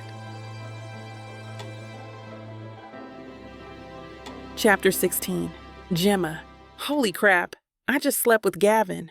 These are the only words running through my head as I robotically put on my ruined clothes. I stare at my soaked panties in dismay Embarrassed, yet gratified. Because, damn, I hate to admit it, but from now on, I'm pretty sure I'd open my legs for him anytime he asks. It's only been a few minutes since we screwed on his table, and right after that first wave, I knew I wanted more. I had no idea that a man so serious and stiff could give a woman so much pleasure. I can feel my buds harden just by remembering the things he did. I'm tired and sated, but I can't help but imagine the next time he'll be inside me. I'm hoping soon, if this ever happens again. I'm planning to marry you. My head snaps toward his direction so quickly, I thought I gave myself whiplash. But before I can concern myself with my neck, I met with his naked torso and, for a moment, I forget what he just said. I bite my lip and look away, ignoring the heat pooling between my legs. No, wait. He said something about marriage. What? Are you crazy? I blurt out. We had crazy good sex, but that's such a stupid reason for marriage. I can't be that good, can I? Sleeping with you is great and all, but I'm not getting married just for that. A smirk spreads across his face, and I'm beginning to regret my words. While I do admit we're physically compatible, that's not the reason I'm marrying you. I watch him pull his shirt over his shoulders, and seeing him buttoning up has my skin prickling and my toes curling. I pull on my skirt, pretending to adjust it as I press my legs together. I can't believe I'm still turned on even after that weird proposal. Look, I say, trying to act cool even though I'm anything but. I already made a deal with my dad. There's no need for you to do anything. He shakes his head and finishes dressing up. Like I said, I'll marry you as promised. He declares, then after a pause he adds, especially now that something has happened between us. And like I said, there's no need for you to do anything. Gavin holds up a hand to stop me from talking. Seriously, outside of lovemaking, this man has no good qualities at all. Too bossy, too overbearing. Listen to me, Jemma. His voice has taken a grim tone, much different from earlier. The truth is, I don't approve of the arranged marriage either. However, your father has a very important reason why he wants us to be together. My eyes grow wide in surprise. He told you this? Anger wells up inside me. How could my father trust this man but not his own daughter? That's right. And how do I know it's true? You can find out for yourself, he tells me, and for the first time today, I feel like a little girl under his piercing blue gaze. I glare at him but hold my tongue. Still clutching my wet panties, I storm out of his office to retrieve my bag. I stuff my underwear somewhere inside it and decide to go bare. If there's any truth to his words, then I'm going to find out. When I get home, I head straight for my father's study to look for clues. Luckily, I know where he keeps his spare key, behind the plant pot. What could possibly be his reason for rushing me into marriage? After our last talk, I've come to understand he wants me to see more of the real world than I already do. I see the logic behind that, and perhaps, though begrudgingly, I am learning to navigate the world of the ordinary. But why marriage? I pull open his table drawers and search for anything that can provide me with an explanation.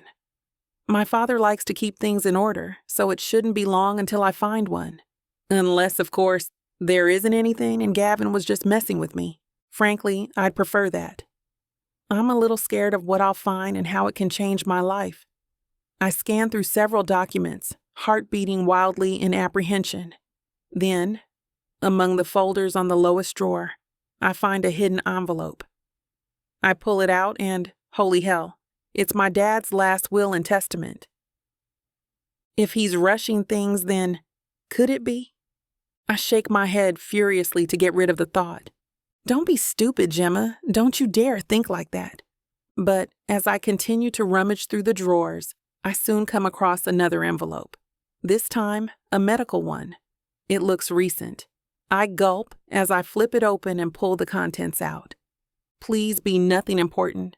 For the love of God, please be nothing important. I scan the page through blurry eyes, And right there in the bottom right corner is the answer to all my questions. My dad is sick. Stage 4 prostate cancer. My dad is dying. Damn it. This can't be. He can't die yet. He's too young. He has a lot more stuff he needs to do. Oh my God. What have I been doing all this time? Fighting with him and running away from home? Tears run down my face in never-ending streams. I understand now. This is why he was so insistent. He wants to see me get married and taken care of before he dies. I have to pull myself together. I can't let my dad know I know. It would crush him. Trying my best to hold back my sobs, I slide the medical papers back inside the envelope and place them neatly where I found them. I wait for my tears to subside before I leave the study. Once outside, I race to my room and lock myself in. I need some time to think about my next step.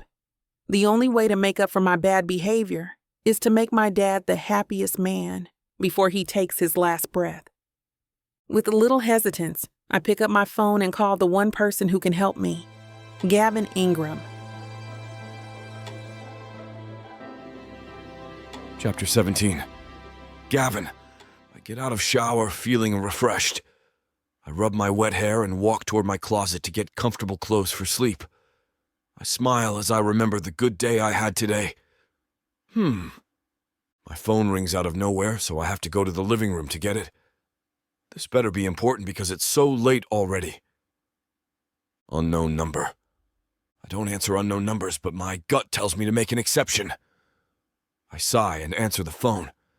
Gavin Ingram, I say coldly. The other line hums. I roll my eyes in annoyance. I really don't have time for this. Hello, Gavin. This is Jemma, she announces. I can hear sadness in her voice. Yes, are you okay? Why does she sound so forlorn? Did she find out? I shouldn't have given her a clue earlier.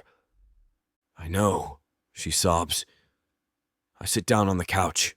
I know he's sick. I can't believe he's been hiding this from me. And I know now why he's really pushing me to marry you, she continues. The pain and sadness in her voice is making it hoarse. She must have been crying for hours. I don't even know what to say to make her feel better, because there is nothing I can think of that can lift the sadness she's feeling right now. It hurt me when I heard about it. I can't fathom how she must have felt upon discovering the truth. She continues to cry on the phone, and I'm just here listening to her sobs. When did you know? She asks. I sigh. Since the night I had dinner at your house, I answer. She cries again, but louder this time. Why didn't he tell me? She asks. I don't know, Jem. Maybe because he doesn't want to put you in the position you're in right now, I answer. Is this the reason why he wants me to marry you? She asks again. Yes, I answer. I figure I need to be honest. Her dad already lied to her. I'm not going to do the same. I'll marry you, she says. I'm now at a loss for words the moment I hear her say that. I can't believe that stubborn Jemma Grey will raise a white flag for her dying father. Well, this is what love is. I mean, I agreed to this just because Cole asked me. How much more his own daughter? He's really going to be happy about that, I comment. He doesn't have to know I know about him being sick, she continues. Agreed. What will be the terms of this engagement? I ask.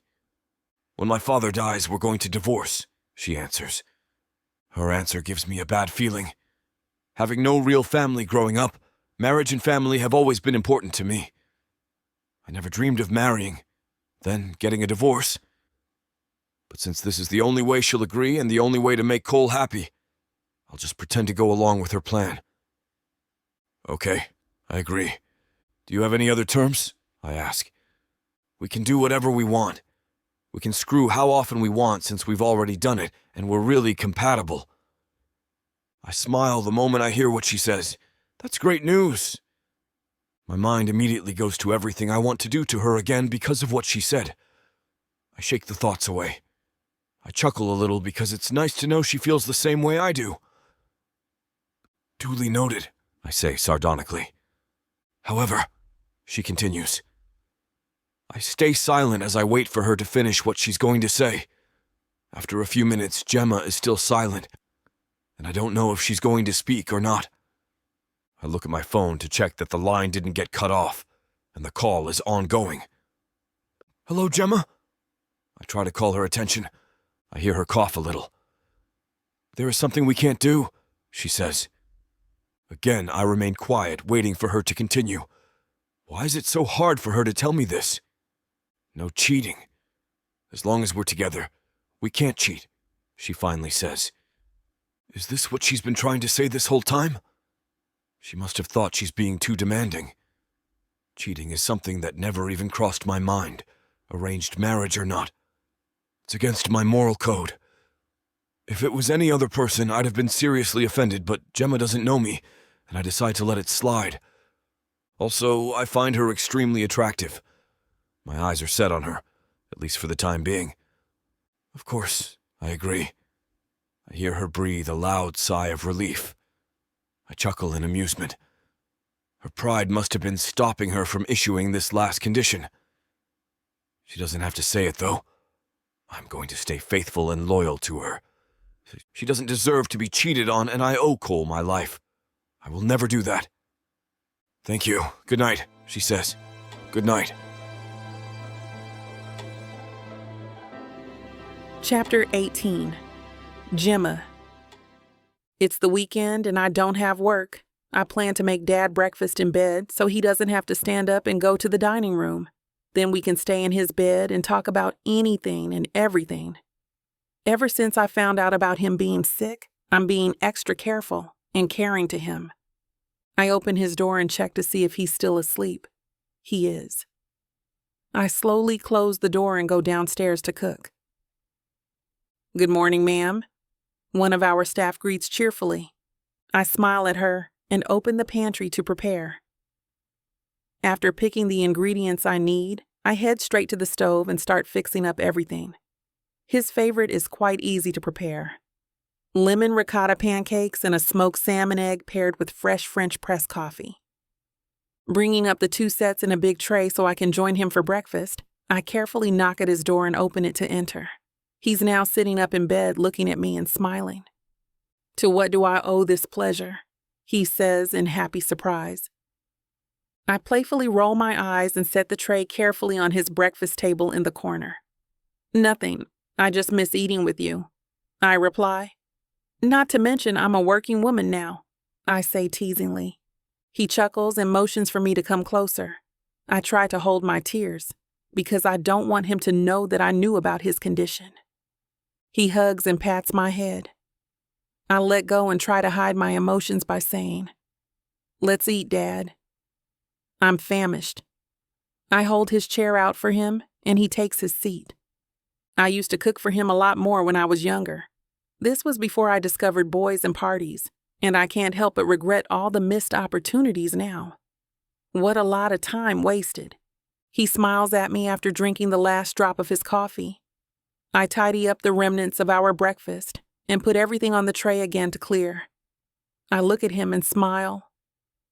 Do you want to walk with me in the garden? I offer. This was one of our favorite activities when I was a kid, and I just want to revisit all those memories. Since finding out how sick he is, I've been beset by all the good times we used to share, all the stuff we've been through, especially when Mom died. In recent years, I have to admit I haven't been a good daughter. I want to hit myself for being so stupid. I should have spent those years with my dad instead of going to my friend's house or going shopping. He nods and stands up to get his jacket.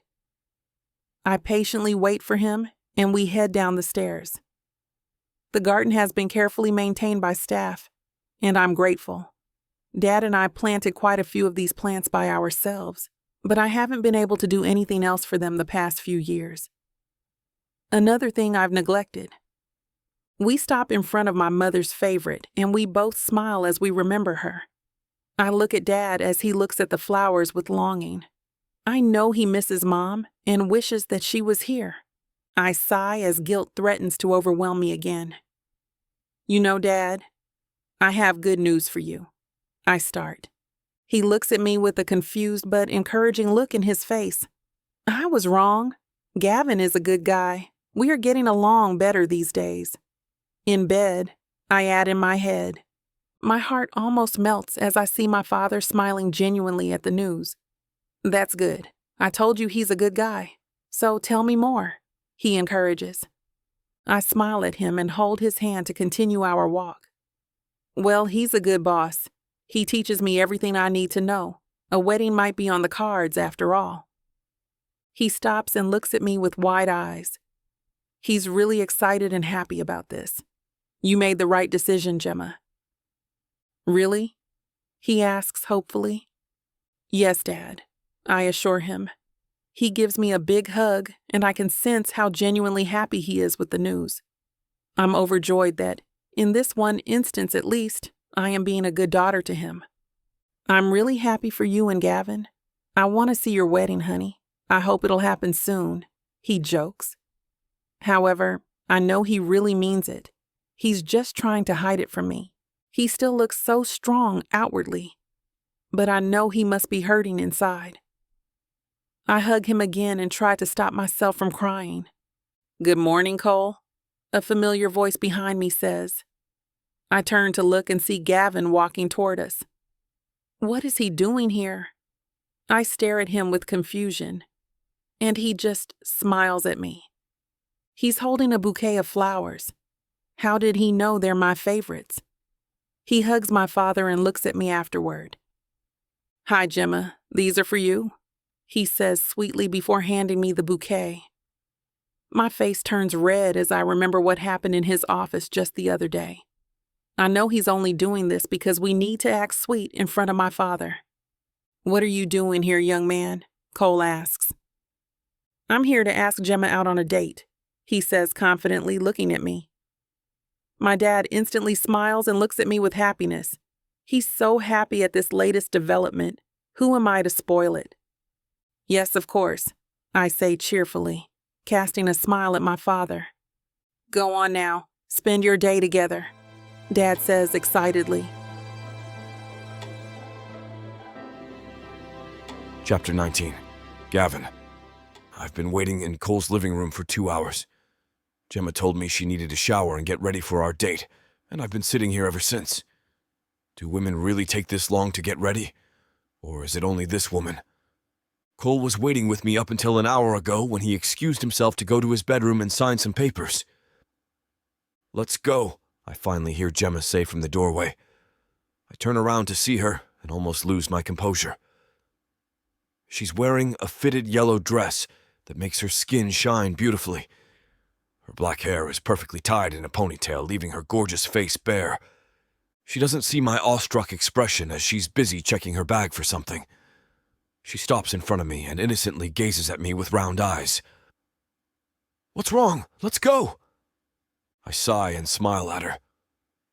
She walks behind me silently, so I turn my head slightly to see what she's doing and catch her skimming through her phone. When we reach the car, I walk to the passenger side and open the door for her. She's still engrossed with her phone, so I whistle to get her attention. It takes her a second to process the situation, gazing at me and then the open door. Oh, thank you, she says sweetly. I smile as I close the door after her. I don't know if that was a real gratitude or she's just saying it, but it's a marked contrast from the brat I met the first time. Thank goodness for small changes. Before coming here, I had already planned what to do and where to take her. I want to get to know her better, especially since we'll be getting married soon. She lets go of her phone as soon as I start driving. She opens her window and brings her hand out to feel the air. Next time I'll bring my convertible so she can feel the breeze against her face. I look at the road and smile. We're almost there. I sent someone to prepare the area. I hope she'll like it and that she'll be willing to open up today. It will make things better for both of us. She turns the music on and starts singing along with it. Again, I smile as I look at her carefree attitude. Where are we going? She asks.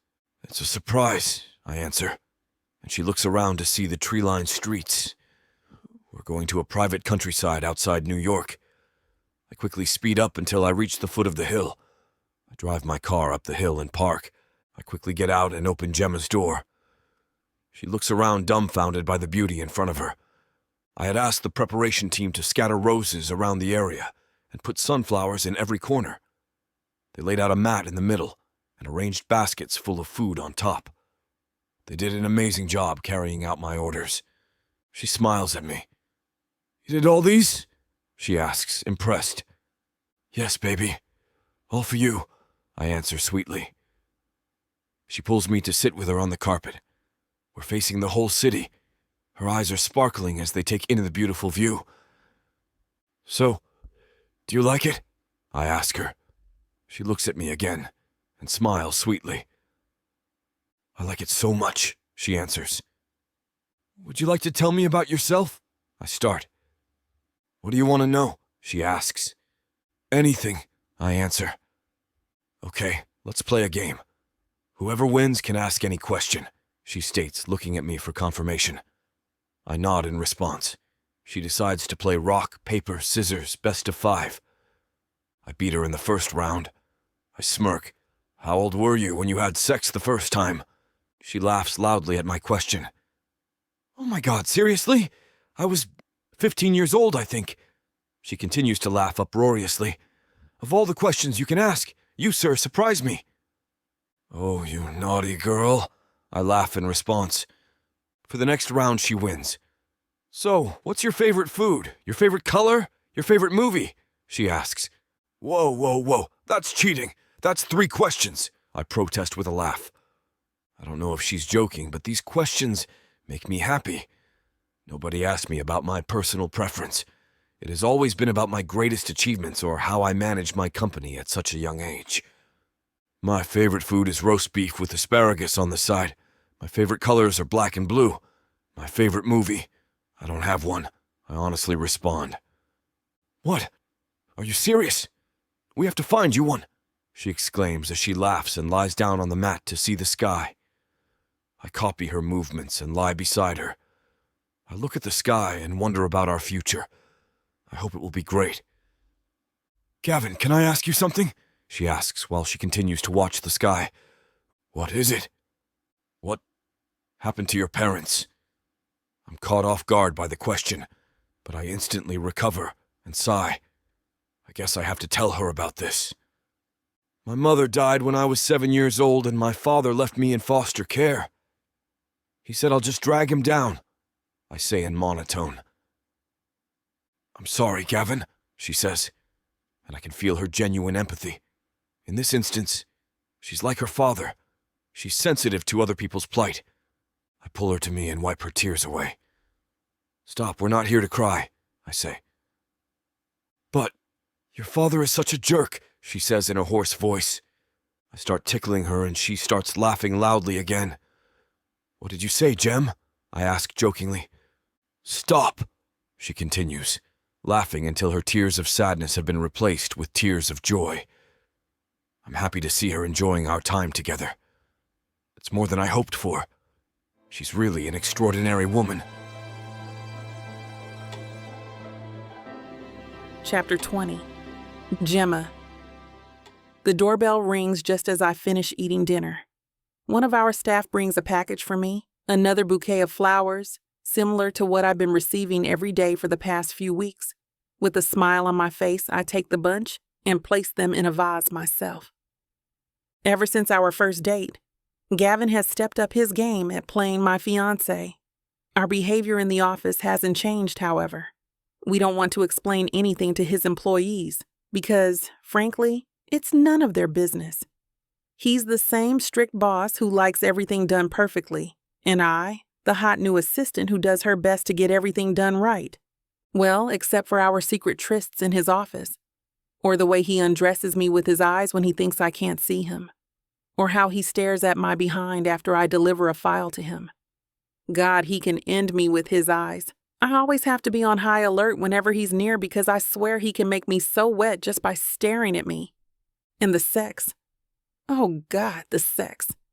The way he screws makes me realize that until I met him, I've only been with boys my whole life, Not men. None of my ex-boyfriends can hold a candle to him.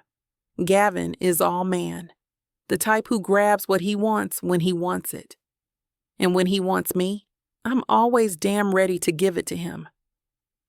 Outside the office, though, he's the sweetest man I've ever dated.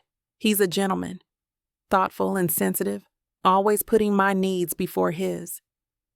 There are no other words to describe it. For the past few weeks, Gavin has been wooing me. Sometimes the flowers he sends come with a gift, surprising me every time. It baffles me how he manages to find things I like. Not once has he sent me something I outright hated. He must be getting help from Dad, but it doesn't matter. It's strange for me to see a different side to him. He's quite different from my initial impression of him, in a good way. I've never been wooed before. In the past, my relationships began and ended in a flash. I guess most of them didn't even last long enough to be called a relationship. Flings were more like it. That's why I want to enjoy this for as long as I can. This is the first time I've been in a mature and serious relationship. I'm loving it. And it's stupid because it's not even real.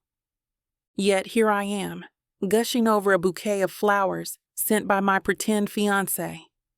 He sent roses today, the same kind as the scattered petals during our first date. It wasn't that long ago, but it feels like a distant memory. I didn't like him back then, and he didn't like me. We've come so far in such a short time. I learned so much about him on that first date. The countryside was a great choice. I was struck speechless by the beauty of the scenery and the ambiance. His team put in so much effort to prepare the picnic-style date, and the flowers were breathtaking. We talked about anything and everything. I felt so special when he told me the truth about his parents, and it made me understand him a little bit better.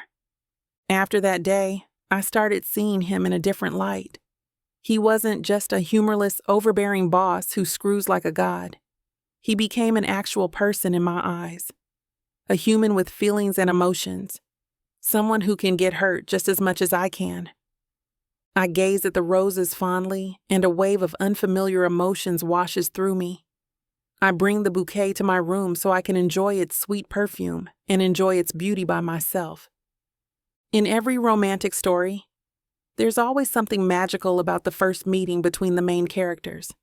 Whether it be a meet-cute like locking eyes from across a large room, or getting stuck together in an elevator, or something as dramatic as saving the other person's life. The moment lasts forever. Looking back to when we first met, ours would be part of a romantic comedy. A spoiled heiress forced to marry a self-made tech billionaire. Pretty good, if I were to say so myself.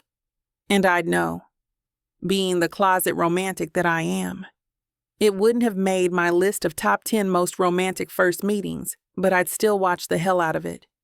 Too bad I'm not the main character of a real romantic comedy. If I were, my dad wouldn't be sick and dying. And even if he was, he would have a miraculous recovery when I tell him I'm marrying the man he wanted for me. All it would take is me telling him we're in love for real, and I don't have to struggle with conflicting feelings about our marriage. But this is real life. And love isn't the solution to all my problems. Pretending to be engaged to Gavin won't cure my dad, but I have to make the most of it and make him happy. The smile he had the morning Gavin asked me out, and every smile since, is proof of that. Yes, that should be enough for now. I don't need a real relationship if I can make Dad happy for as long as I can. I have to stick to the plan and bury whatever blossoming feelings I have. I arranged the rose more neatly into the vase on my bedside table. Its fragrance soothes the mind, and soon, I find myself getting ready to sleep. Hopping into my bed, I can't help but think that our foolproof plan for a pretend marriage is blowing up in my face. Burying one's feelings is easier said than done. And with a man like Gavin, it's going to take a lot of work on my part if I want to succeed. Because I think I'm slowly falling for him. It's dangerous, but addicting, and it's too late to stop now. Chapter 21. Gavin, as much as I understand that Jemma and I are faking this relationship for the sake of her father, I find myself enjoying her company each time we spend alone together. During our date, pieces of Jemma's real personality shine through, and I'm craving for more. It's been a couple of weeks since then, and my credit card purchases consist mostly of flowers and gifts for Jemma. Anything I think she might like is immediately purchased without a second thought. I'm in the middle of buying another gift for her when she walks into my office holding a document. She looks like a breath of fresh air after a day of being cooped up in the office. I smile despite myself. I take a quick glance at the clock. It's almost 7 in the evening. I can't believe it's that late already and she hasn't left yet. Jemma places the folder on top of my desk. It's late. What are you still doing here? I ask. I figured you'd be staying late again and the other assistants have left. I thought I'd stay in case you need help with anything, she answers. Then, pointing to the folder she brought to me, she adds, Also, that's for tomorrow's board meeting. I took it upon myself to find the necessary data you need and compiled them for you to review. I raise my eyebrows at that statement. This isn't like Jemma. Before, she just did what she was told. This is the first time she's taken initiative. She notices my confusion and answers before I can ask. I overheard some people in the break room talking about it. They say it's kind of a big thing and it'd be good if the company secures the deal. Well, I certainly didn't expect this from you, but good work. Admittedly, I'm impressed and proud of her. She's improved greatly in the little time she spent in the company. Thank you. Anything else? I see Jemma shifting her weight from one foot to the other. Is she nervous? Also, I thought maybe we can leave together and have dinner? I'm in shock. This woman who's oozing confidence when we screw is nervous about asking me to dinner. She's so cute. It makes me wonder if this is the same Jemma I had riding me on this very table. Jemma, I'm learning something new about you every day, and they keep me wanting to know more. I want to know everything, and I want to have everything she's willing to give me. It seems my silence has alarmed her because she quickly waves her hands, taking back her offer. I mean, if you're not busy, what am I saying? Of course, you're busy. I don't want to keep you from work. I'll just go.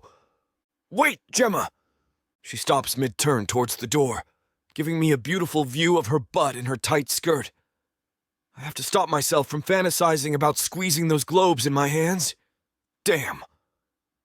How can a woman be so cute and so sexy at the same time? I clear my throat before answering. Let's have dinner together. Have the car brought up. I'll just finish up some things, and while I do, you can go ahead and choose any restaurant you want. My answer seems to please her. She beams at me like a child who got her favorite candy. Yes, sir. With that, she exits my office. Does having dinner with me please her so much? She has to bite her lip to suppress her smile? I shake my head at Jemma's cute side. Going back to my phone, I complete my purchase, then proceed to tidy up for the night, making sure to bring the documents Jemma compiled with me. Even as I do, my mind drifts back to her.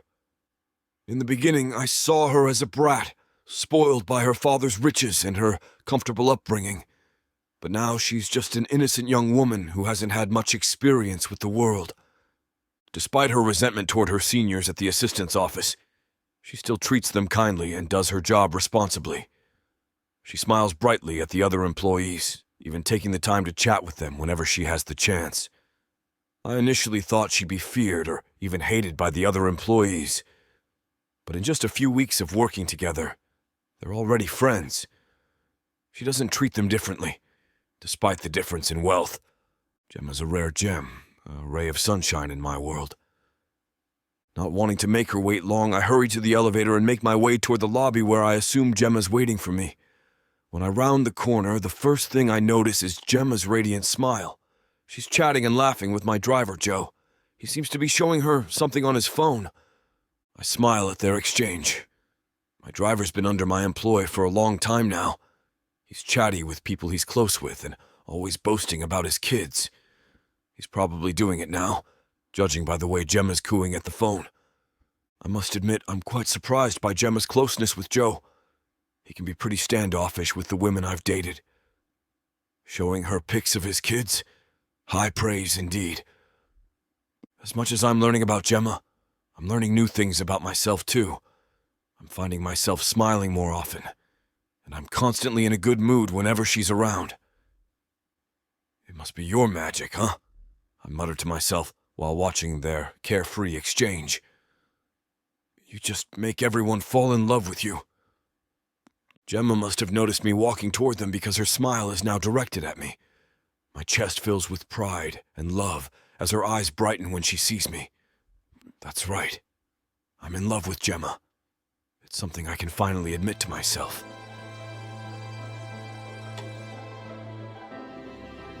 I hope you're enjoying this audiobook by Vic Savon. If you want to keep hearing more audiobooks, then please hit that subscribe button and like the video. It may seem insignificant, but the more people that subscribe, the easier it is to produce more audiobooks in the future. So please, help us out and subscribe to our channel. Thank you for listening, and now back to your book.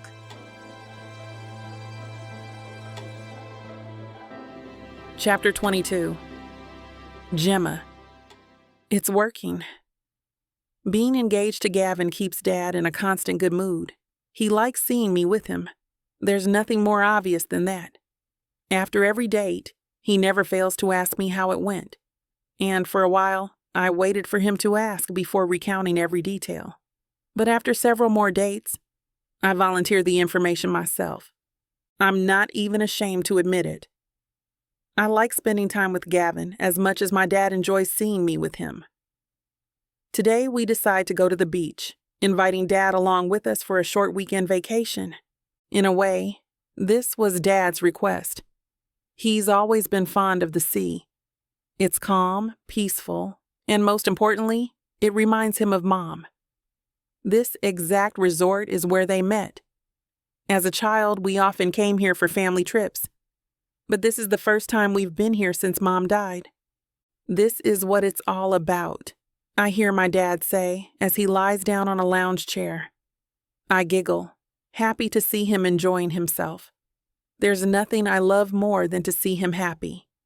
Well, I'm going swimming, I tell him, taking off my bathing suit wrap. Of course you are. I know you can't wait to show Gavin your new swimsuit. What? He laughs, hearty and deep. And it doesn't annoy me as much I expected. I can feel my face heat up with embarrassment.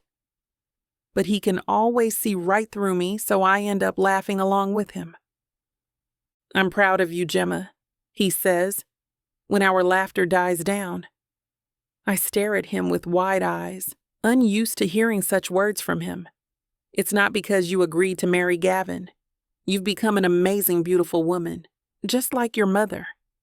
He has a peaceful smile on his face, and for one terrifying moment, an image of his medical papers flashes through my mind, but my heart swells as his words sink in, and tears start brimming in my eyes. Thanks, Dad, I reply softly. Go. He puts his arms behind his head and closes his eyes. Your fiancé is waiting. I peck him on the cheek and begin walking away. Then, something prompts me to turn back and tell him, I love you, Dad. He looks up at me surprised, but he recovers quickly and says, I love you too, Jemma. Now go before you make your old man cry. I want to get some sleep. I giggle and leave him to his nap, almost skipping to where Gavin laid out a large towel for us by the shore. As I stride toward him, I shamelessly admire his toned, lean body. I can tell he's admiring me too. After all, I bought this new swimsuit to appeal to his tastes, sexy and mature. I pull him to the water as soon as I reach him. He doesn't resist, not that he could. I know how much he wants to touch me because I want the same from him. But not yet. First, we play. I jump on his back and pull on his hair to tease him. His hands reach for me and I jump away. He's too fast, though.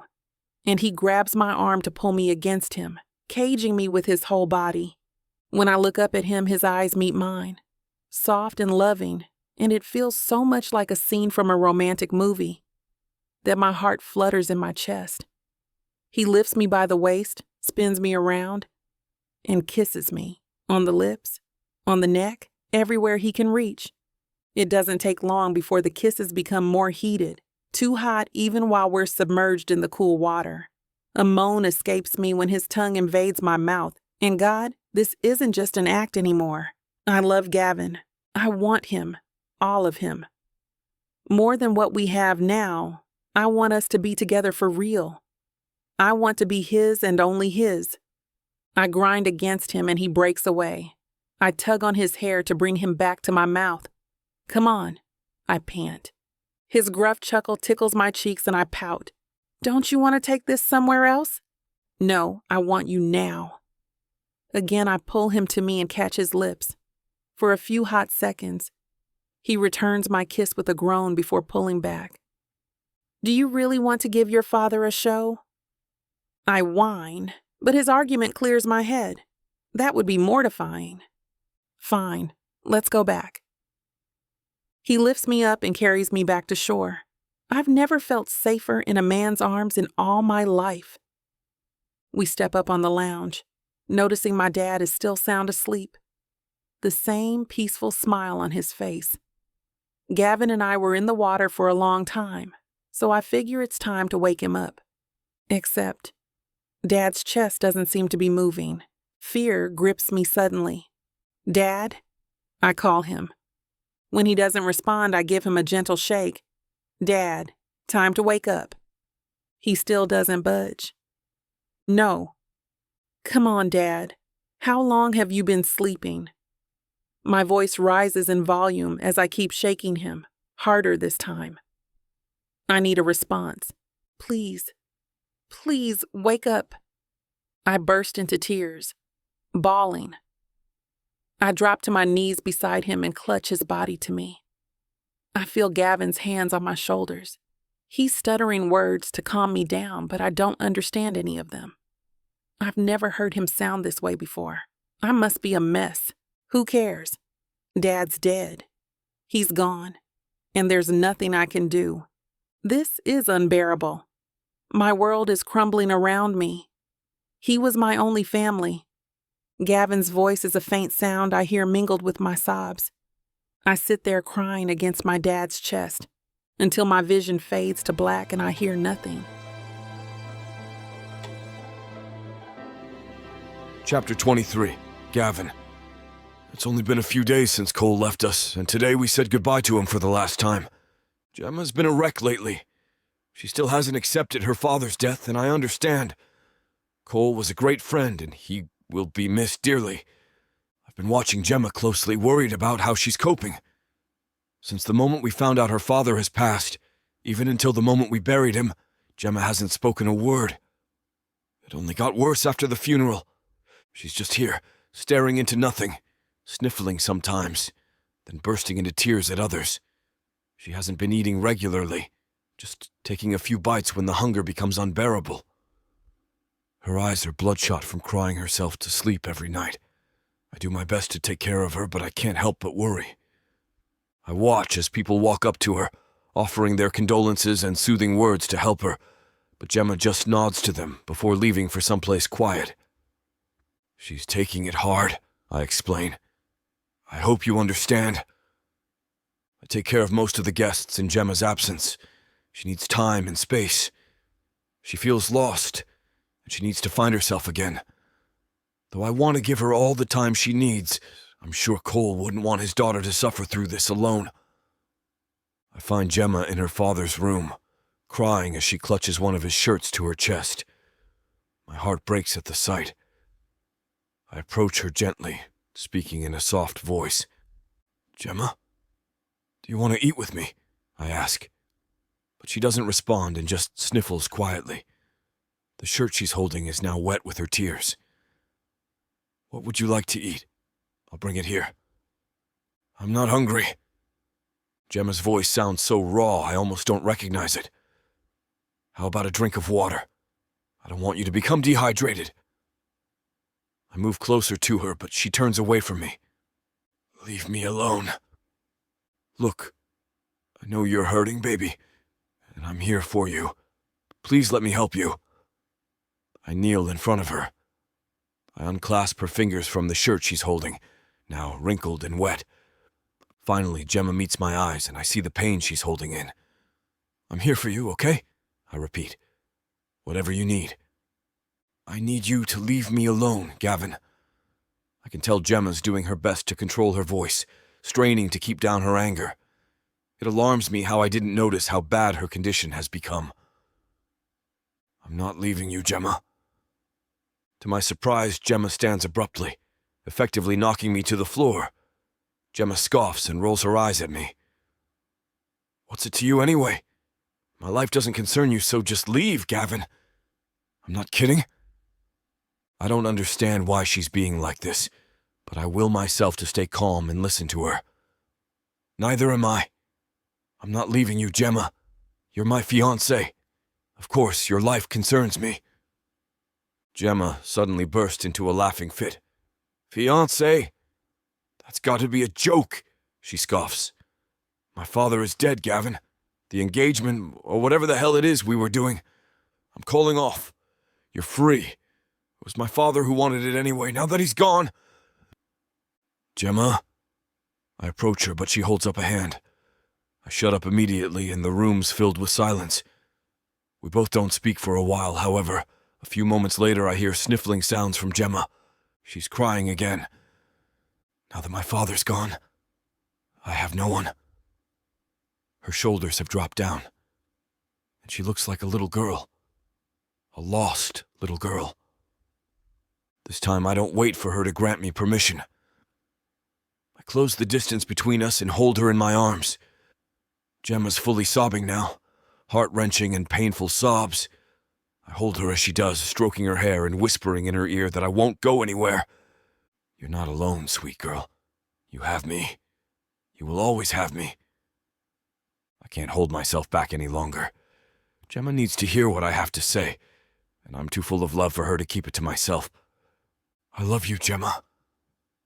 Jemma freezes in my arms suddenly, but I continue to convey my feelings. I know this relationship started out of respect for your father, but I found myself falling for you before I even realized it was happening. I gently pull away to look her in the eyes. I want to see her as I lay my heart out in front of her. Spending my time with you and getting to know you opened my eyes and my heart to you. Jemma sobs even harder when she hears the next words I say. I love you, Jemma, which is why you can't push me away. No matter how much you're hurting now, it will get easier. Every day it will hurt less. And for all that time, I'll stay here until the pain becomes more bearable for you. I'll stay with you until the day you don't need me any longer. So until that day, please don't ask me to leave you again. I smile at Jemma. Using my thumbs, I wipe the tears from her cheeks and cup her face in my hands. Now, will you please allow me to take care of you? In Jemma's eyes, I can see fresh tears threatening to fall, but she holds them back. She maintains my stare and slowly nods. I breathe a sigh of relief and begin to head for the door, but Jemma yanks me back. Suddenly, her lips are covering mine in a sweet, soft kiss. It lasts only for a second, but it's enough to surprise me. Jemma's breathing is so still and calm as she holds my face in her small hands. I promise I won't ask you to leave. Her voice is soft, but in the quiet room I hear her loud and clear. I love you too, Gavin. Chapter 24. Jemma. Dad, I miss you so much. Today is his death anniversary.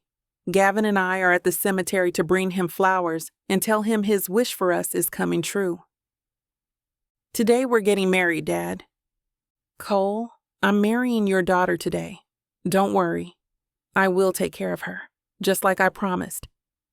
I'm very happy, Dad. Thank you for thinking about my welfare even when you were sick. And Dad, I will take care of our company. I will help her, Cole. Dad, I know you're happy where you are, with Mom. I hope you can rest easy, knowing you've given me the best gift. Gavin. After putting the flowers down, Gavin and I walk back to the car to begin preparations for this afternoon's wedding. It will be simple but meaningful. The ceremony will be held at a small chapel near the park, in the middle of the city. The reception will follow at a nearby hotel. I'm wearing an elegant A-line dress with a long train and my hair in a bun. Truly a classic. The day is beautiful. The only thing that would make everything more perfect is if my dad were here. I'm sure he would be very happy. He would have walked me down the aisle with a smile from ear to ear. Now, after a year, I'm ready to become Mrs. Ingram. As I sit in the limo waiting for my cue to step out and walk down the aisle, I feel a surge of joy only brides can understand. I'm so nervous. But at the same time, I can't wait to be with Gavin. He has been nothing but gentle with me. My love for him has only intensified, and now I'm so happy we're here. If you could only see me today, Dad. I step out of the car and start walking down the aisle covered with a green carpet. I take each step slowly toward my love, Gavin. I look ahead and into the eyes of the man who, minutes from now, will be my husband. Gavin has taken care of me in my lowest times, and he has seen in me the woman I was capable of becoming. He knows me inside and out, even more than I know myself. He looks so handsome in his immaculate black tux. Surrounding us are our close friends and employees from both companies. They're so happy for us, especially the women from the assistance pool who had a direct hand in helping Gavin make sure I learned all the lessons I needed to. They also helped me organize everything. I owe them so much. The senior assistant is teary-eyed as she smiles at me. I nod my head toward her and give her a wink. They've done a really good job organizing the wedding. The chapel inside is decorated with an abundance of flowers and natural mini trees. I feel like I am in a forest, and it smells great here too. I stop and wait for Gavin to come toward me so we can walk to the altar together. Jemma, you're so beautiful. Thank you. You look very handsome too. Are you ready? He takes my hand. Yes, Mr. Ingram, sir. I tease. We both walk toward the priest. Good thing I'm holding his hand. Otherwise, I might not be able to walk all the way there. He steadies me and looks at me lovingly. How come this man still sends shivers to my spine? Wait till you become my husband. I'll make sure you cling to me all the time. The priest smiles at us and the guests before starting the ceremony. As we exchange vows, everything is quiet. It's like time has been suspended, and only our voices can be heard. Jemma, you are my life. I will love you forever. You make me see that success is nothing if I don't have you. Now that you're my wife, I will cherish you forever. I love you. He puts the ring on my finger. My eyes begin to mist and my voice quivers. Gavin, my life began the day I met you. My dad is right. He loves me so much, and he gave me the perfect gift. You are my life, and from now on, I am yours. I will never let you go. I will cherish you now and for the rest of my life. I love you. I put the ring on his finger this time. There's no more turning back. We're now partners for life. You may now kiss the bride. The crowd roars as we kiss. Afterward, we all head to the reception. Gavin scoops me up and carries me to the limo that will take us there. You are officially mine, Jemma. We get inside the limo, and he sits me down on his lap. We kiss deeply. I love this man. He leans in and whispers to me, "Wet already?" I can't wait," I whisper in his ear. When we arrive at the reception, we're greeted by everybody. We thank everyone who came, and I'm just so happy to see all my friends. I'm especially touched to see my dad's contemporaries and friends. Somehow it's as if my dad is there too. I love you, Daddy. I'm so happy today because of you. We celebrate, eat cake, drink wine, and dance to our heart's content. Daddy, this is all for you. Thank you. I love you so much. I love you so much. Forever.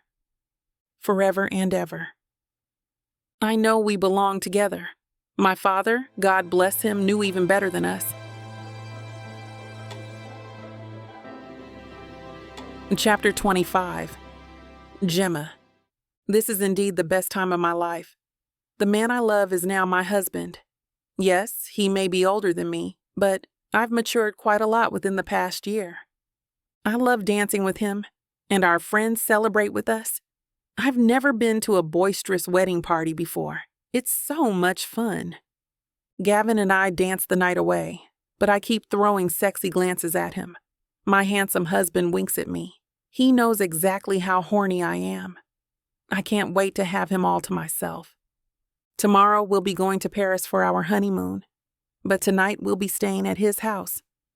In the beginning, we argued about which house we should live in. Finally, we came up with a good compromise. While it's just the two of us, we'll stay at his penthouse. But when we have kids, we'll move to our house. It's a better place for raising children. Kids? We better make one tonight. We approach the MC so we can express our appreciation for everyone who helped and celebrated with us. Grabbing the mic from the MC, I deliver a brief message. Gavin and I are very thankful to you all for sharing this wonderful moment with us. Thank you. Enjoy the night, everybody. Gavin's speech is even briefer than mine. After going around thanking the visitors personally, we decide to go ahead and leave. I'm sure some of them still want to party and get drunk. But we leave it to the senior assistant to take care of everything. Finally, we hop into the limo and head toward Gavin's penthouse. I sit on his lap and we laugh so hard. I lean against his chest and feel so comfortable. I'm home, Gavin. I'm glad you found your place in me. You're my home too. We kiss. I love you, husband. And I love you, wife. We kiss again, deeply and passionately. We arrive and head straight to his penthouse. He scoops me up and carries me through the threshold. When the door opens, he puts me down and welcomes me to our love nest. He waits for my reaction, walking backwards so he can see my expression. As I walk toward him, I'm delighted by everything I see. Inside, the house is aglow with LED flameless candles and real petals. I see a decanter of wine and glasses near the stairs. Gavin starts to fill them while I slowly walk on the petals. Looking around, I spy my favorite chocolates. Gavin, you did this? Yes, for you, my lovely woman. The chocolates are all delicately placed on the sides of the aisle, leading to the stairway upstairs. As I walk, I pick one and eat it, taking one more as I look at my husband waiting for me by the foot of the stairs. Popping another chocolate in my mouth, I kiss Gavin so he can have a bite. Then he gives me the wine and we drink together, looking into each other's eyes. After drinking, we kiss again, our mouths tasting sweet with the chocolate and wine. I love his taste, and his breath smells so good. I'm intoxicated by him. He scoops me up and carries me upstairs. He kicks the bedroom door open, and there are more chocolates on the bed. Not just any chocolate, but truffles. They're arranged in the shape of a heart. Good thing they're all wrapped. Otherwise, it will be difficult to remove the stain. Gavin, chocolate truffles on the bed. Yes, why not? He lets me sit at the edge and takes one chocolate, opening it and repeating what I did earlier. We share it, biting into the lusciousness of the truffle, while the rum filling oozes out and fills our mouth with its richness. I don't know which one I love best, the kiss, the chocolate, or the wine. Maybe all three. Sorry to interrupt again. I know no one likes missing out on a spicy grand finale. But unfortunately, this platform won't allow us to air what's about to happen next. To make up for this, we're offering a 40% discount on the full, unabridged version of this audiobook when you go to vixavon.com and apply code VIXA40 at checkout. Thank you for listening to Vixavon Romance.